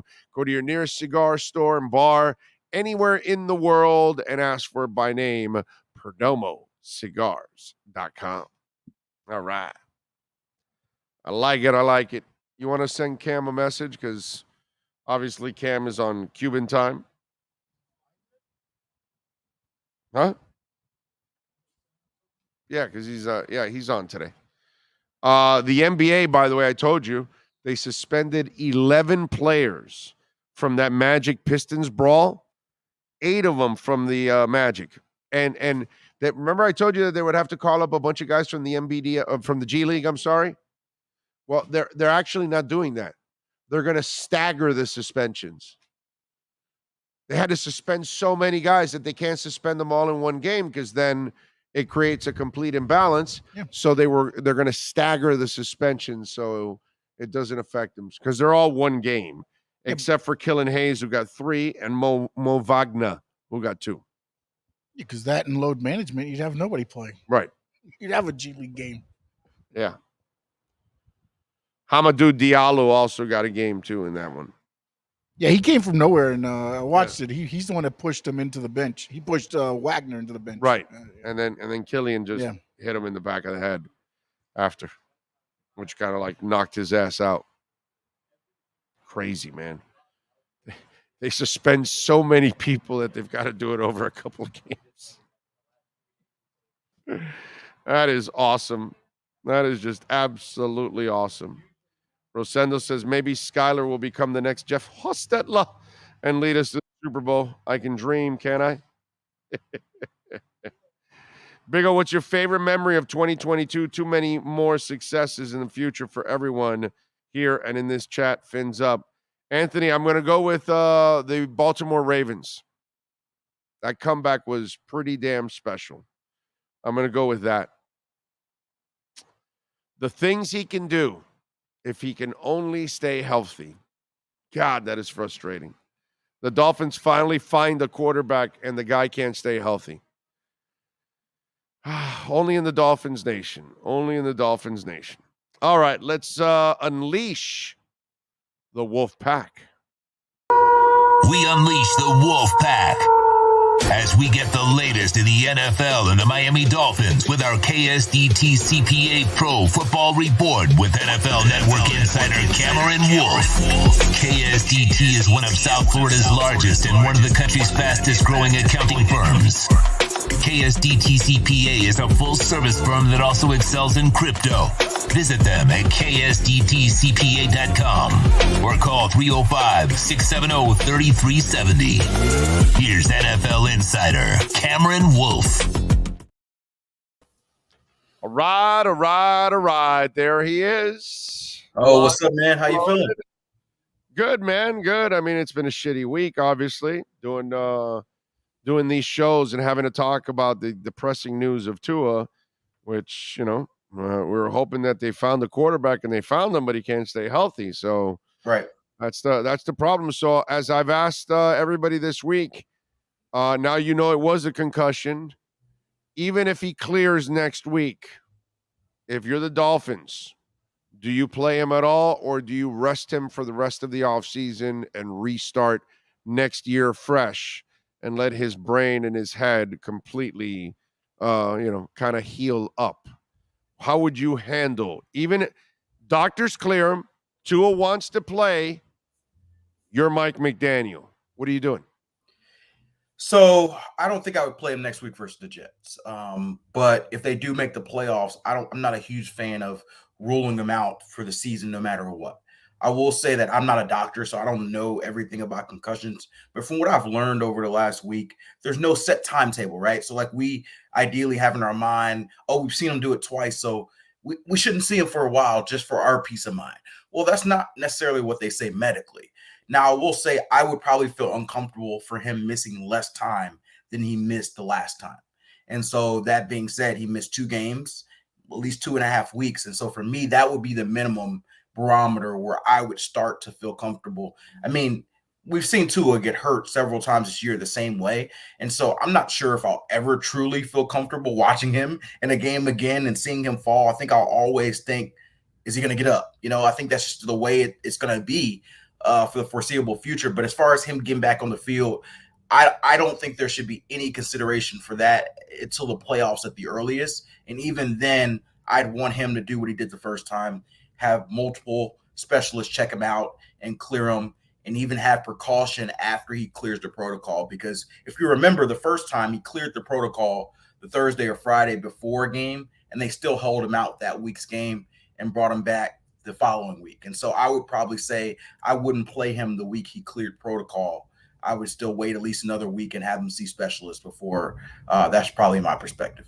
Yeah, everything's different, bro. Look at Ethan Carter. Yeah.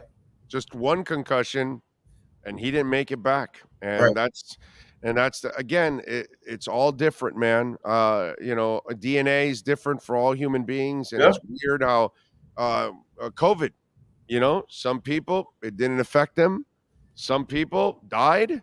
Yeah. Some people can't taste something for like Dave Navarro from Jane's Addiction. That guy hasn't been able to taste food for nearly 2 years. That's wild. That's Right. wild. Right. I know how much I love food. That hey, cut off a finger for me before I can't taste food ever again. I'm serious. I lived with 9 fingers before that. Yeah. Well, I don't know if that's hot take. I don't know if that's hot take or not. think about those people that lost taste because they got COVID. And that's the thing that's we have no idea how it's going to affect one human being to another. You know what I mean? And concussions are the same way. Some guy, and I think look, again, I'm not a doctor, but I slept at a Holiday Inn last night. My wife kicked me out of the house, so I slept at a Holiday Inn. So I am a doctor right now.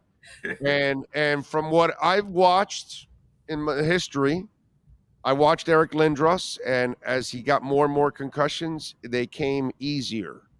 Same thing for Steve Young. The more he got hit, the easier the concussion happened to him. And to me, we have watched that with Tua. In the Buffalo game, he was concussed. All right, he lost his balance, but it didn't affect him. He was able to shake it off, come back in the second half, and play well. Doesn't mean he wasn't concussed. But then you've got the second one 4 days later, and that rattles the brain again. Now you got the fingers going all over. And then now you got this third one. Whether you want to look at it as a third or not, folks, I don't care. Right. But you got this third one, and the tackle was not nearly as vicious as any of the other two.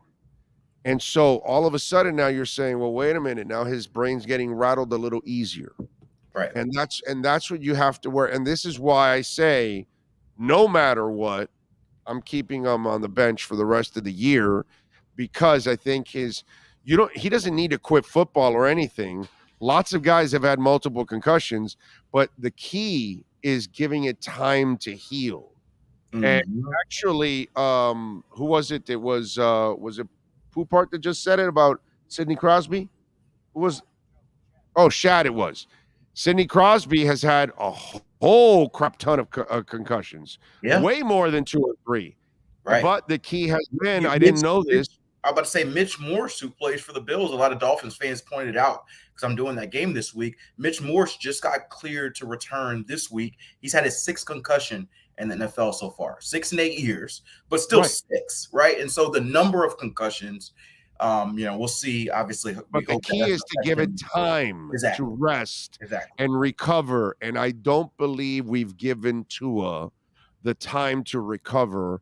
And especially after this one, I think the most important thing now is if you want a future with him, because if you put him out there, let's just say, like you were thinking of, okay, well, the playoff game is 3 weeks away. If they do make it, well, he's had plenty of time. No, dude, no, because if he gets another one, then that you might lose him forever now.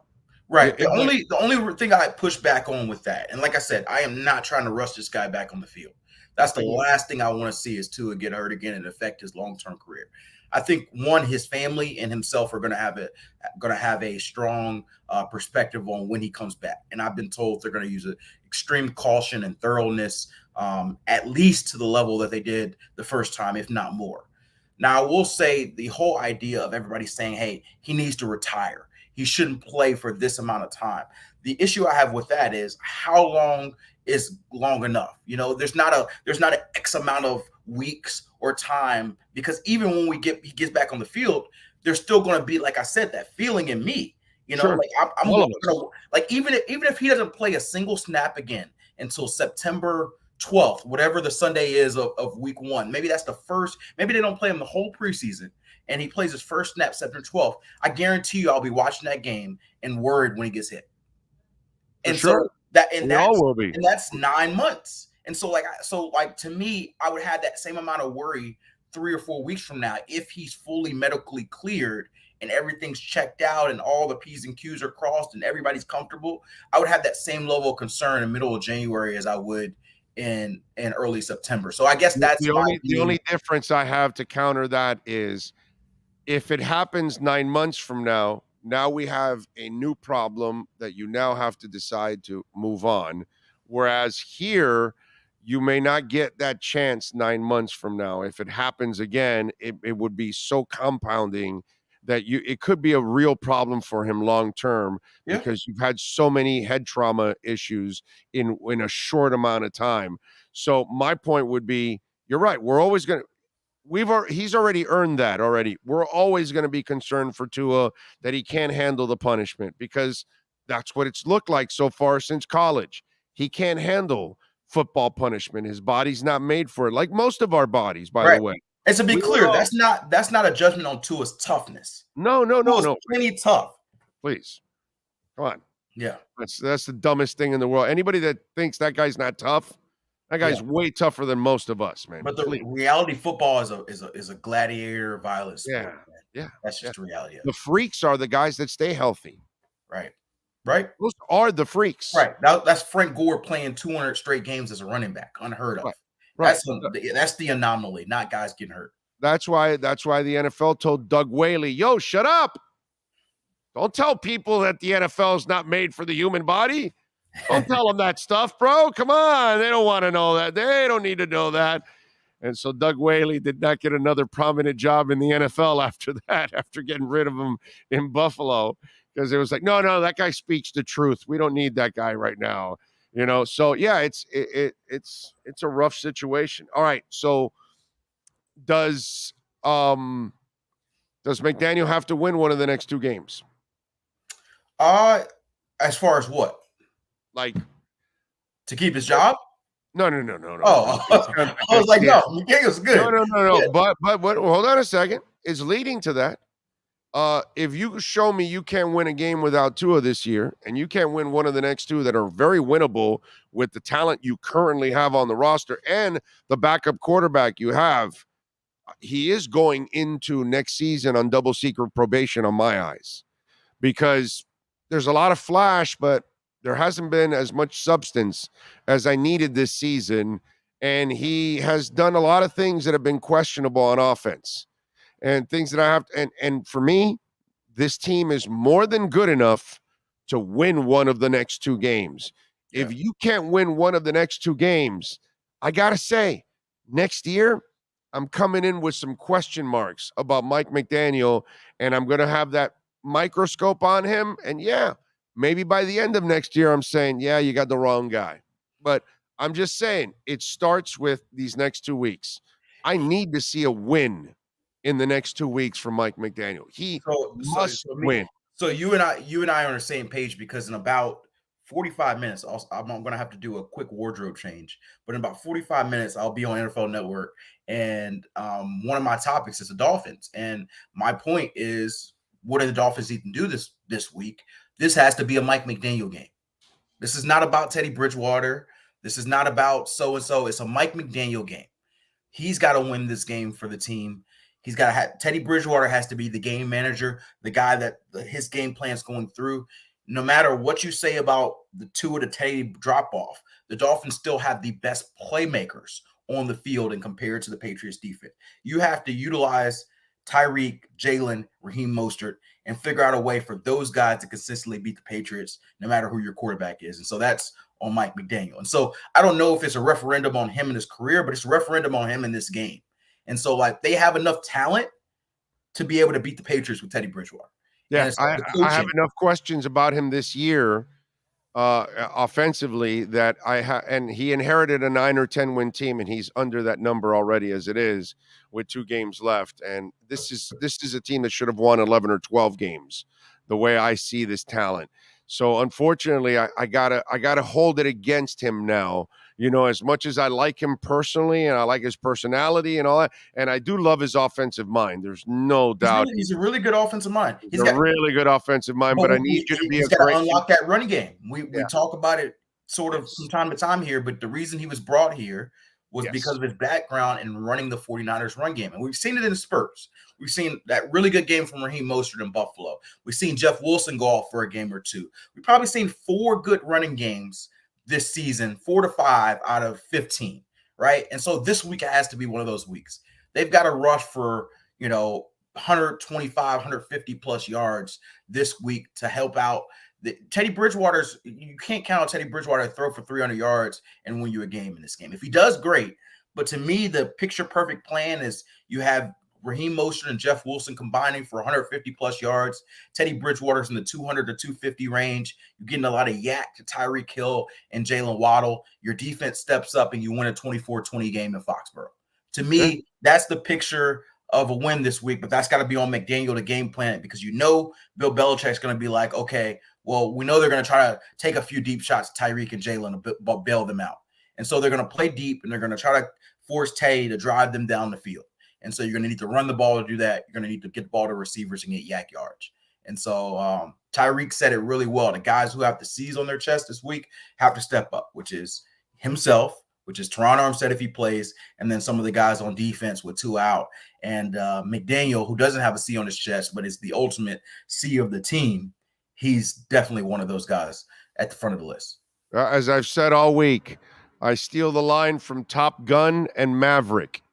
There's one line that repeats in both movies. And did you ever see Top Gun or Maverick? I've not seen either of those movies. All right. Well, Goose, which is his co-pilot, right? In Top Gun, he says, "Come on, Mav, show me some of that pilot shit." Right. And he's got to, beat people. And then Goose dies in Top Gun. Sorry to ruin it for you 40 years Oh, it's later. all good. I think I've told you before. If a movie's been out for over a year and I haven't seen it, there's no such thing as a spoiler. It's 40. I've had my opportunities. Yeah, it's 40 years. So it's all good. Yeah. So and then Maverick just came out, and then his son is his co-pilot, and he says, "Come on, Mav, show me some of that pilot shit." Well, this is where I'm going. Come on, Mike McDaniel, show me some of that coaching shit. Yeah, that's what I need. Look, I'm old, bro. I get it. I've been around a while, and I watched Shula win games when his starters were out. Yep. Okay. And I've seen, and you lost to the Niners with their third stringer. Okay. So we watched other teams around the league, win with their backups. Yep. And I haven't seen Mike McDaniel win a damn game with some of the best offensive weapons in the NFL with his backup.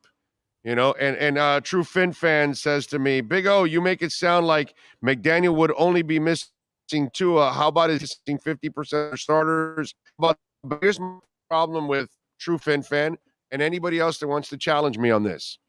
His defense was already missing several weeks, and his defense still does what they do every single week. Last week, it was nothing on them. They did everything for you to win that game. The offense failed. Against the Bills, they kept you in the game. You chose not to run the ball.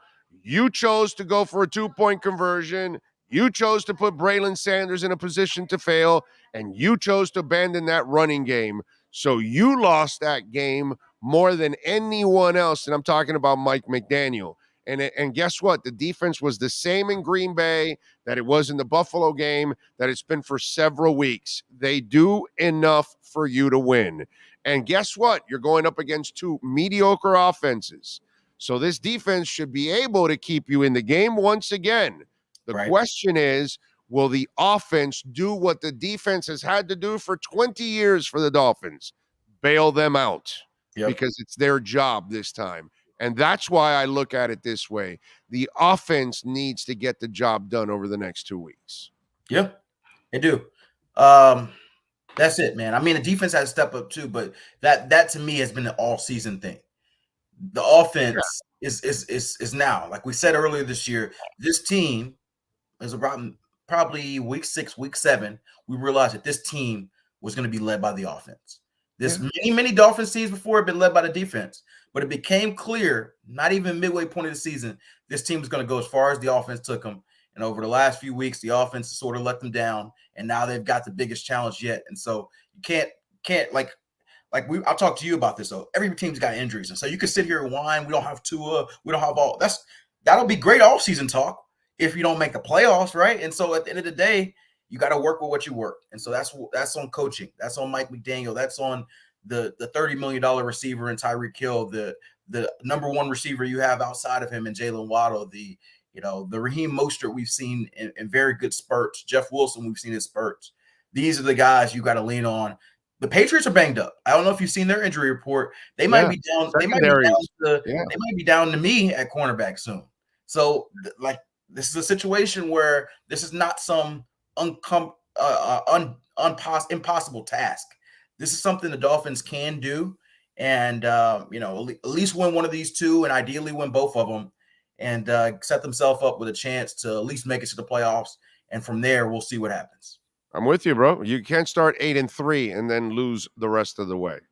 No, dude. I'm sorry. No, that's unacceptable.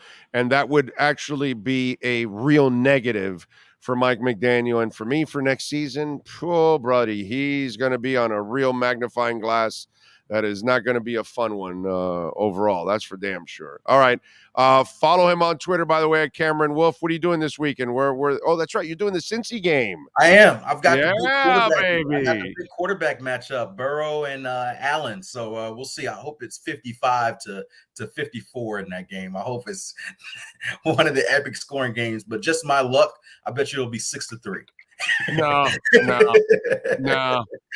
No shot. You're going to have a lot of points in that game. Yeah. They're going to put up points. It'll be fun, man. And then I'll be back here and probably be, unless the Dolphins lock it up this week, I'll probably be back here for the Jets game and see what they can do. I must be a blind ass fan. I really like them this week. I think they're going to win, but we'll see. I do think they'll win too. I don't know how confident my scale is, but if you had to have me bet, I say the Dolphins find a way. Yeah, I think they find a way. This feels like, as much as I've talked about the offense today, this feels like a week where we get the old Dolphins defense. For some reason, I just got an odd feeling that Javon Holland's got a big game in him. Christian Wilkins has got a big game in him. And they force a few turnovers, and they get that old Dolphins defense back. And by the way, big 2 weeks for Teddy Bridgewater going into free agency. Absolutely. You ball out, you get this team to the playoffs, you secure yourself one of those holding the rookie's hand until he's ready jobs where that pays anywhere from 10 million, 12 million, yeah. So there's going to be a few of those jobs. There's going to be a lot of quarterback changes. There's going to be a lot of quote unquote rookies who aren't ready that you need to lead until they are ready. The Ryan Fitzpatrick contract until the quarterback's ready. I just hope he doesn't have to be babysitting Zach Wilson or Kyler Murray. Pobrecito. I think it'll probably be a rookie. You got to pay me $24 million to be your backup to do that. That's what Teddy's going to have to say. Well, wait a minute. You don't just want me to be a backup. You also want me to be a babysitter now with these two fools. You put him on the Jets. I think he's the best quarterback there. So if he can find his way to the Jets and they don't get anybody else, then hey, that's a good setup for him. Shit, that Strevler kid was better than Zach Martin, bro. Zach Wilson, yeah, man. Zach Wilson, I'm sorry. Yeah. Milf Wilson. Yeah. It was better than Milf Wilson. All right, follow him on Twitter at Cameron Wolf and catch his work there at the NFL Network. And, of course, you can catch him next week here doing his thing with our KSDT CPA Miami Dolphins report. Cam, thank you, my brother. We'll catch up next week, and Happy New Year. Happy New Year. There you go. Cameron Wolf getting it done with our KSDT CPA Miami Dolphins and NFL report. This has been the KSDT CPA Pro Football Report with NFL insider Cameron Wolf. KSDT is recognized by Forbes as one of the top tax accounting firms for 2022. KSDT CPA is a full-service firm that also excels in crypto. Visit them at ksdtcpa.com or call 305-670-3370. Right. We thank, of course, Cameron Wolf. Appreciate all of you out there. What else do we have going on? We got the Heat tonight at 9:00. Nuggets, by the way, are favored by 4.5. I hate to say it, but I probably would lay the wood on the Nuggets. The Heat, the Nuggets are at another level, man. They are completely at another level, and I think that they'll win comfortably. The following night at Utah, The thing is, they're playing Butler tonight, which I'm with Ira. I don't think that makes a lot of sense. If you don't like playing Butler on back-to-back nights, I probably would have rested him tonight and then get that win in Utah tomorrow. But maybe they think even without Butler, they can beat Utah, which maybe they can. You never know. The Panthers, by the way, after beating the Canadians last night 7-2, they will be in Carolina tonight to take on the Hurricanes. And that'll be at 7:30. Cats got to 500. Last night, the Cowboys beat the Titans 27-13. Dak Prescott with a couple of ugly interceptions in that game. You know the screwed up part about that game? The most screwed up part was Joshua Dobbs. And nothing against Joshua Dobbs, but look what Tennessee did. Okay, remember, they're making the playoffs now.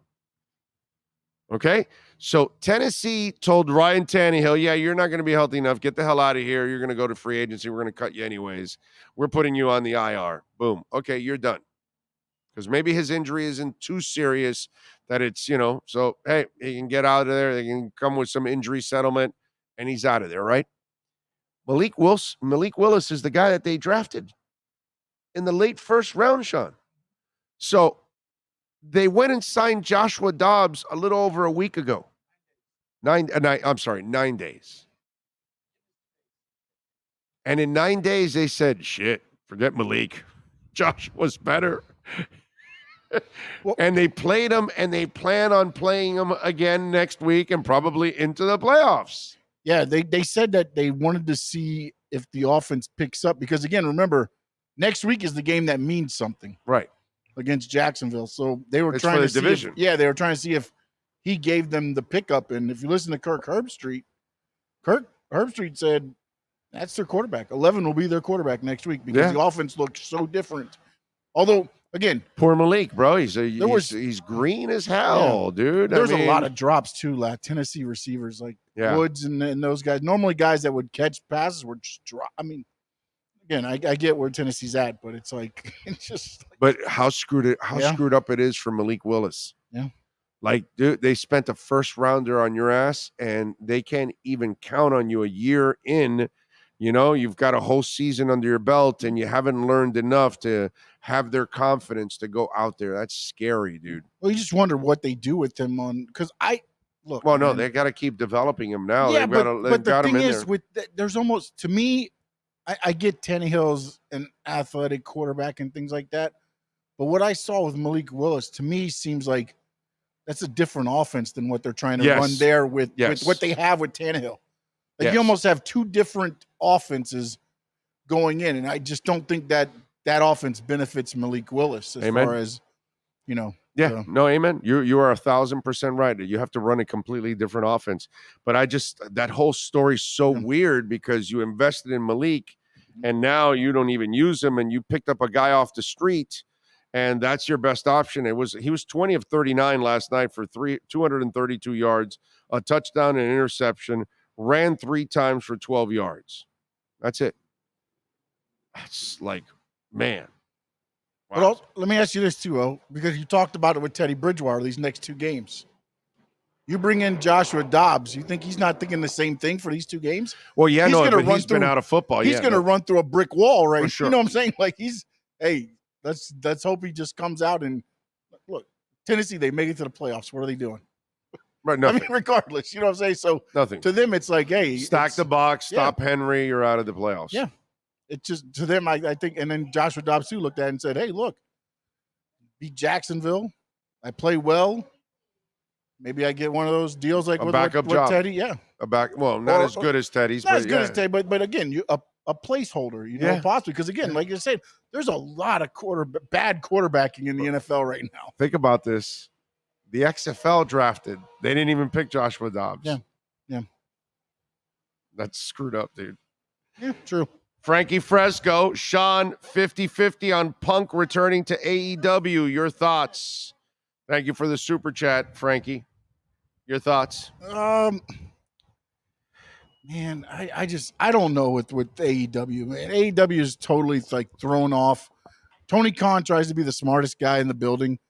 This could all have been just a ruse, like, hey, let's let it blow over 3 months and then he comes back. They're still paying him. Punk supposedly wants to do other stuff outside.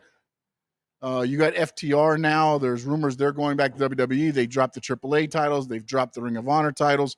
They've got one more title, tag title to drop. Now, I think Dak started a podcast, and every episode has been about CM Punk or Colt Cabana and everything else. So I'm almost feeling like all of this is just jarring up to being FTR is not going to go to WWE. They're going to come back, and it'll be CM Punk and FTR at AEW against the Elite. I think ultimately is the way this is going up. Or I'm totally off on it, but to me, it feels like they are building up to where all of a sudden you see the Elite laid out in the back or something, and they can't figure it out. They do the whole damn mystery thing, and then when they unveil, it'll be CM Punk and FTR standing in the ring.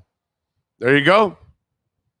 Can't ask me. You can only ask me about predictions. And also, there was a super That's chat. all I do in wrestling. Yeah, prediction. He's the genius. Lanny Poffo. Who's that? The genius. Lanny Poffo. He's a wrestler. He's a wrestler. He's a poet laureate. He was actually Randy Savage's brother. I'm saying nobody has my kind of reasoning and how to break wrestling down the right way. Yeah. And Randy Savage is a good baseball player too, by the way. That's right. He's a shortstop. That's right. Edward Thurston, this is what I was trying to get to, threw out a super chat. I don't know if he did. Yeah, it was a while ago. Thurston Howell, there he is. Okay. Tua needs to learn to twist a little when he is sacked. He keeps getting back on his head, slammed on the ground. They need to invent a helmet with more padding on it. They have it. Kenny Pickett wears it. He's had 2 concussions, just like Tua. And he wears it. And why Tua isn't wearing it, I don't get it. You know. Oh, man, damn it. Yeah, exactly. So yeah, Edward Thurston Howe. Yep, that happens, dude. So they have the helmet. They have a concussion helmet now. And Pickett's wearing it. I would imagine that Tua's going to wear that concussion helmet. He's got to wear it. So let's see. Man, take the Heat tonight. Heat clear the Nuggets tonight for sure. Brandon, they normally don't play well there. What happened? What happened? Blind ass fan alert. Look out, everyone. We've got a blind ass fan coming through.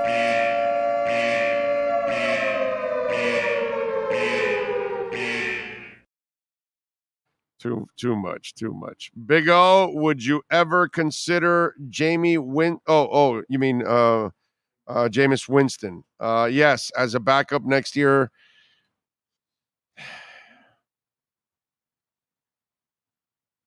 I don't know what's wrong with that young man, because he has more talent in 1/10 of his body than Andy Dalton. What's the other idiot that runs around like crazy for them? Taysom Hill. And anybody else play quarterback for them this year? And anyone else that played this year combined. Jameis Winston has way more talent than all those guys. And yet, the second he got injured, they put his ass to the side and never worried about him again. There's something going on with Jameis, and we all know he's kind of an odd character.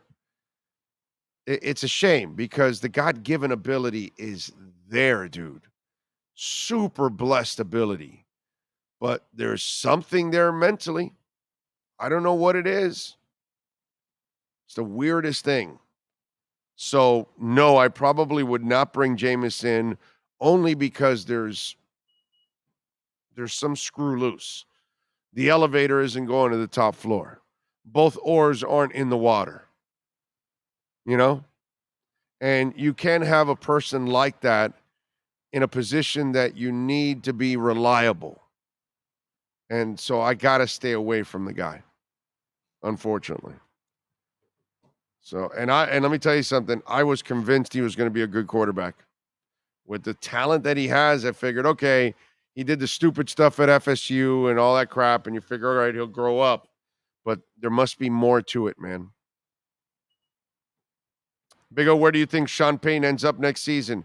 In New Orleans with Tom Brady, right? Isn't that I'll go with that. That makes a lot of sense. But, I was thinking about that whole Brady and Peyton story. And let's just have some fun with all of this. Okay? Is there any chance, because Dennis Allen is the head coach of the New Orleans Saints, right? Which was the defensive coordinator for Sean Payton. Any chance Sean Payton said, I need to take a year off, bro. I need to, reset, recalibrate. I need a year off. And Dennis Allen can't take my job, but they'll probably hire him, and I can hire him back as my defensive coordinator.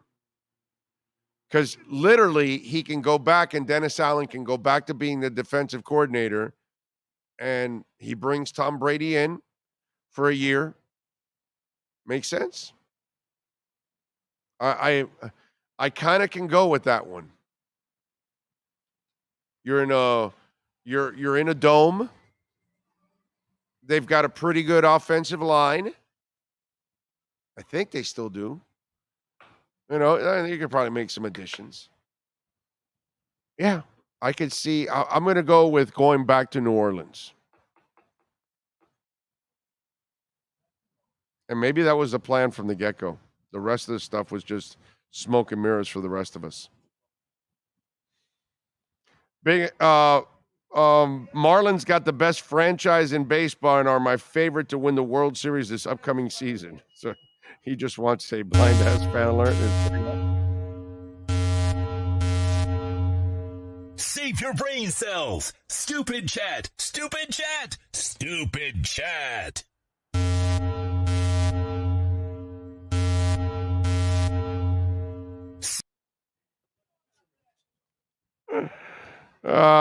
Yes. There you go. We did have a stupid chat earlier. We should have whipped that one out for it. But yes, we have added a stupid chat to the mix. Stephen Ross will place McDaniel with 2 losses. He wants Sean Payton, and Payton will see enough talent here and become coach. That sounds really good, but it won't happen. They got 4 more years on McDaniel. I got to tell you something. I don't think McDaniel loses both games. He has to win one of these 2. And he has to know that he's got to win one of these 2. He has to know it. A&W chili dogs are the best. Well, you could have found out. We went to that. We drove right by the A&W in Boulder. Was it Boulder, the name of the city in Vegas? It was right outside of Hoover Dam. I think it was Boulder. I think it was called Boulder. I know you're thinking Boulder, Colorado. Yeah, no, but I want to say, look it up, see if it's Boulder, Nevada. I want to say it was Boulder, Nevada, where we saw that A&W. I kind of feel like, Rosendo's going after the food here. I was shocked that you did not make me stop at A&W for. Look, when we're driving, I'm not eating chili dogs. I mean, sorry, I'm not traveling eating chili dogs. That's not. That just sounds. It just sounds. Well, dumb. we were going to the Hoover Dam. You can just dump it there. Yeah, it's a big old toilet. Yeah. Okay. A big toilet, no water. There's nothing to flush. Jesus. Let's see. What else do we have? Yeah, here? Boulder City. Boulder City, right? Mm-hmm. Yeah, I thought I saw Boulder City. That's where the A&W was at. Boulder City, Nevada. Yeah, man. Put my animal down yesterday for the first time, and I didn't think it was going to be as bad as you said until it happened. Oh, Joe, it's the worst. It's the worst when you lose a dog. If you care about your dogs. We just lost Flashy a month and a half ago, and it just, it's devastating. Devastating. It's one of those things, and the house has all the memories of the dog because we have all the other dogs. And our 3 little dogs, we called them 3 amigos, and now we're missing one of them now, and it's devastating. Yeah, man. Every time I've lost a dog, it's just one of those things, and it stays with me forever, man. So, yeah. So, hang in there, Joe. I know it's not easy, man. What are the perfect condiments for hot dogs, Big O and Sean? I'm the worst person to ask that because I'm a violator of the hot dog eating forum or style or whatever. Okay, are you ready? You all are going to kill me out there. Most of you are going to kill me. I know where this is going. Ketchup. What? Oh no, that was totally off. Told you. Didn't I warn you that? Oh my God, what are you, 5-year-old? You want to cut up too? I You want me to cut up in pieces for you? Gotta have so you can ketchup. dip into ketchup? Ketchup and relish. Oh, my relish goodness. and ketchup. I love with my hot dog. Oh, my That's God. it. I know. I know it's mustard. Yes. I know it's mustard. I know I'm a loser. I'm not going to go because loser, but I mean, I've been called even worse than loser. I've been called the devil and all your that. eating habits are on the lower echelon. Well, you've been around me. Haven't you seen it? I don't think we've had hot dogs yet. Because I got 3. Yeah, but I don't- 3 go-tos on hot dogs. But when you see me go order a sandwich, how boring is it? That's true. Yeah, it's plain. Plain lettuce and Lettuce tomatoes. and tomato. Jesus. Like, I And don't everybody do- thinks you're kidding, too. They're like, for real? Just lettuce, tomato? Right, that's right. That's right. They're like, you don't want any cheese? No cheese. You don't want any mayo? No mayo. No, you don't want... No, I don't want any of that. Just lettuce and tomatoes. That's all I do. You know what I mean? So, yes, I'm a major violator. Yes. Steven is in the house. I'm a It major is. violator. I like ketchup with my hot dogs, and I like relish. Okay, so if I go to cookouts, here's the proper way of doing it. Go no, ahead. no. If I go to cookouts, it's mustard only because most people don't have all the things. I also like chili and cheese. That's another way. Oh, And I then like also, chili too, by the way. I like Chicago dogs, but I take off the peppers and the tomatoes. So it has, I think it's sauerkraut, mustard. You got a Chicago dude in the house right now. onions, sea salt, and a nice strip of pickle. Oh, so good.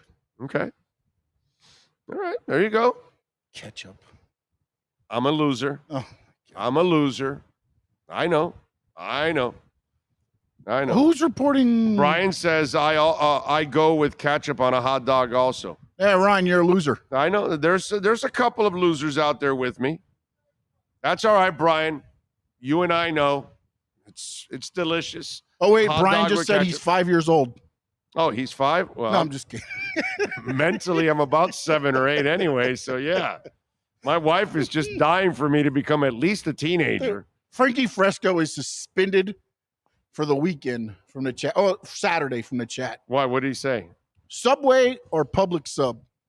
Oh, pub sub. I mean, who's going to go with Subway at that point? Really? Right. No, you got to go pub sub over a Subway. Frankie Fresco, you cannot be on the chat on Saturday. Yeah. All right? We'll see you on Sunday. That's right, Frankie. No Saturday show for you. You can't be a part of our Saturday show. Do you know these factories employ thousands and thousands of men just to manufacture mustard? And do you know that those men take care of thousands and thousands of families, all on the account of mustard? God bless you, mustard. Ketchup on a hot dog is committing a sin. I've been told that, and I am a sinner. That's all I can say. All right. We thank Ira, Manny, Joe, Scott Pianowski, Cameron Wolf, of course, Sean Stanley, who masters the entire platform, Larry Schlossberg, and the great people out here at Craig Zinn's Acura Pembroke Pines, and, of course, Mr. Zinn, of course, for always being a absolute monster sponsor and supporter of our platform. We will see you again on Sunday, 11 a.m. Eastern. We'll get you ready for the Dolphins and those stinking Patriots. And let's hope Mike McDaniel and company can get it done and come on out here and take advantage of the amazing deals going on to end the year at Craig Zinn's Acura of Pembroke Pines, where they've got the final days events going on, the season of performance going on right now in the 2023 Acura Integra, $3,369 a month, plus hundreds of cars right now, new and certified pre-owned. Check it out right here at 15601 Pines Boulevard, just off of I-75, and Pines' finest dealership in the business, baby. It is Craig Zinn's Acura of Pembroke Pines. We'll see you on Sunday at 11 a.m. Y'all be good out there.